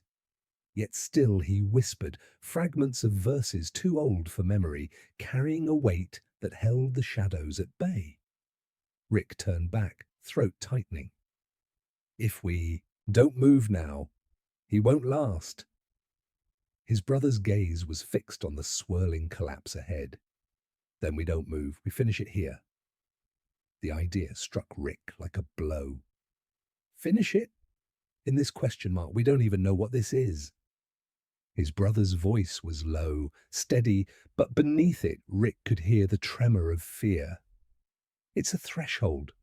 Whatever lies beyond it, that's where they're trying to drag us. If they succeed, we're trapped, and worse, we'll drag him with us. The fissures widened, light spilling like rivers into the dark void below.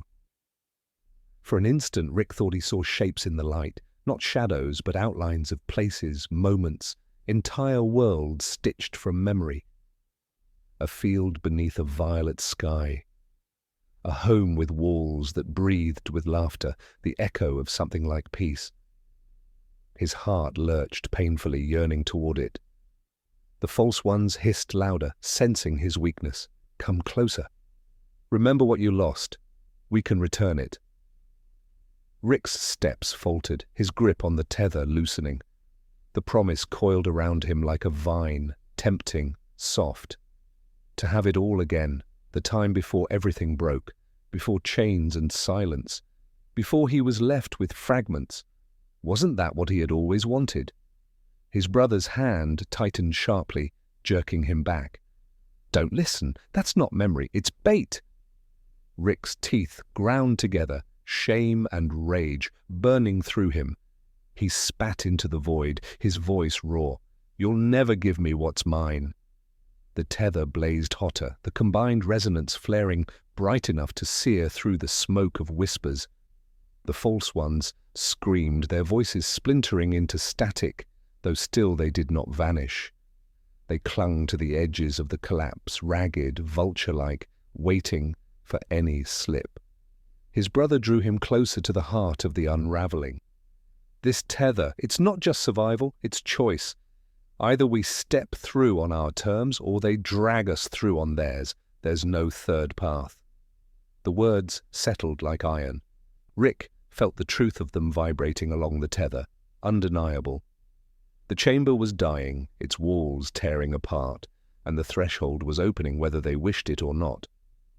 The only choice was how they crossed. His father stumbled, collapsing to one knee. The chant faltered, his voice breaking. Immediately the false ones surged, their whispers flooding louder, sharper, slicing into the air.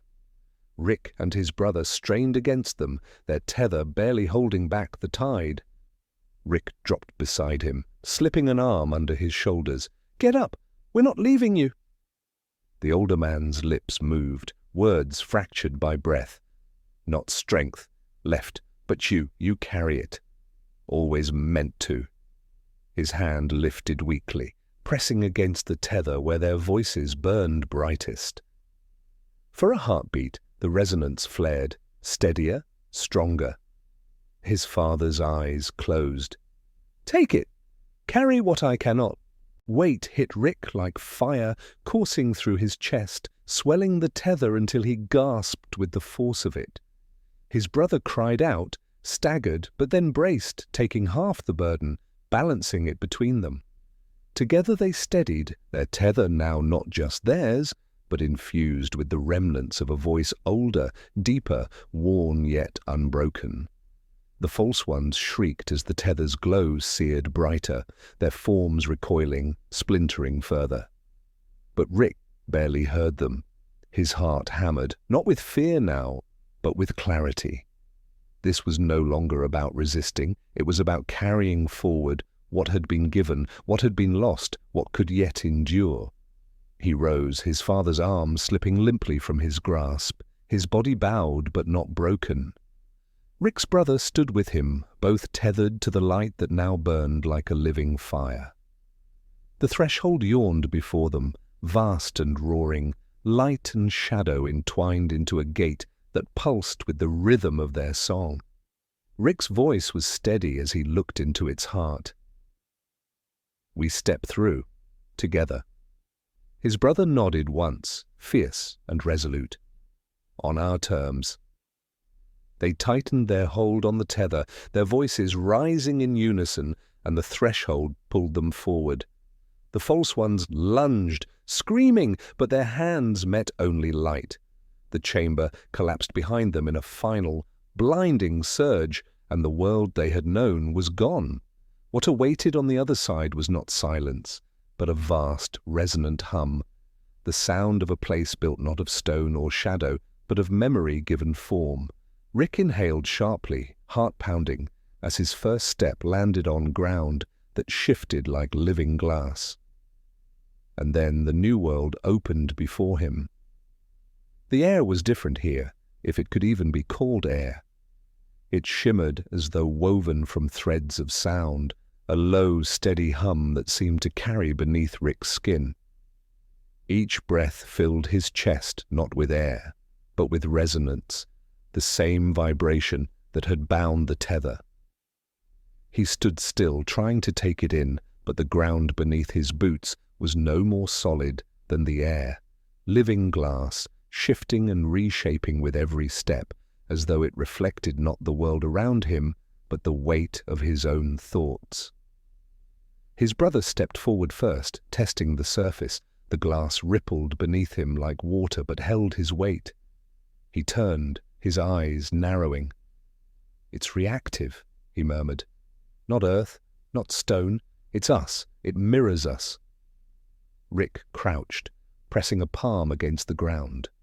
For an instant, he saw a flicker of his own face ripple across it, younger, unscarred, eyes wide with something like hope. The image shattered almost instantly, splintered by the memory of chains and silence. The ground recoiled as though scorched, fractures spider-webbing outward before healing themselves into smooth surface again. The hum beneath them shifted. The place was not neutral, it was aware, watching, feeding on what they carried within. There, father's body lay still behind them, unmoving, yet not fading. The tether still hummed faintly at the point where his hand had last touched it, as though some fragment of him lingered even here. Rick's throat tightened at the sight. He wanted to move to him, to carry him further, but the ground beneath his feet quivered with warning. His brother placed a hand on his shoulder, steady but firm. "We can't carry him here," he said quietly. "This place doesn't want what's already ended. It wants what continues." Rick's jaw clenched. Every part of him rebelled against the thought of leaving their father behind. But he could not deny the truth. The ground itself resisted the weight of what was gone, rejecting it, forcing them forward. He nodded once, harshly, the motion sharp enough to cut. "Then we move, but we don't forget him, ever." Together they turned from the still form and stepped deeper into the realm. The hum grew louder as they walked, rising in subtle pitches, as though the place adjusted to their presence. The glassy surface began to show more than reflections. Shapes shimmered beneath it, faint at first, images like dreams pressed thin against the floor. Rick glimpsed fragments of things he knew weren't his, a child laughing in a field, a storm breaking over mountains he had never seen, a lullaby sung in a voice unfamiliar, yet achingly warm. Each vision pulsed like a heartbeat before dissolving. "Not all of this is ours," his brother said, his voice low, wary. "This place is stitched from more than just memory.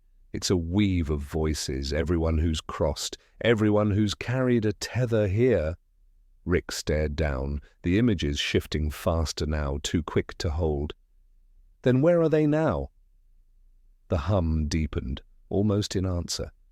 For a moment, the surface beneath them went black, a depthless void, and from that void came the faintest flicker of movement, shadows coiling, patient, waiting. Rick's skin prickled. "They didn't leave, did they?"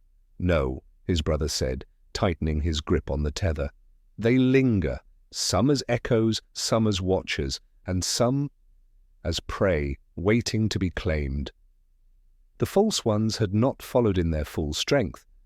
The tether's blaze had kept them at bay, but Rick could feel their whispers pushing faintly at the edges of his mind. They had found ways to seep through, to slip between fractures in the new realm's hum. He ignored them, but unease crawled under his skin. They pressed further, the ground rising subtly beneath their steps, leading them toward what looked like a horizon. But when they crested it, there was no sky above, no sun, no stars, only a vast dome of shifting resonance, a vault of living sound and memory. And in the center of it, towering like a spire, stood a crystalline structure pulsing with light. Rick stopped, breath caught in his chest. The spire radiated familiarity, like the tether, but greater, older, an anchor that held this entire place together. The hum was strongest here, so powerful it made his bones vibrate. His brother's eyes narrowed, gaze fixed on it. "That's the heart, the core of the weave. Everything feeds into it, everything holds because of it." Rick swallowed hard, his chest tight. That's where they'll be waiting. As if summoned by his words, the hum shifted abruptly, discord rippling through the air. The glass beneath their feet quaked, images flickering violently, shattering faster than they could form. Out of the fractured ground, shapes began to rise, figures half-formed, woven from broken pieces of memory.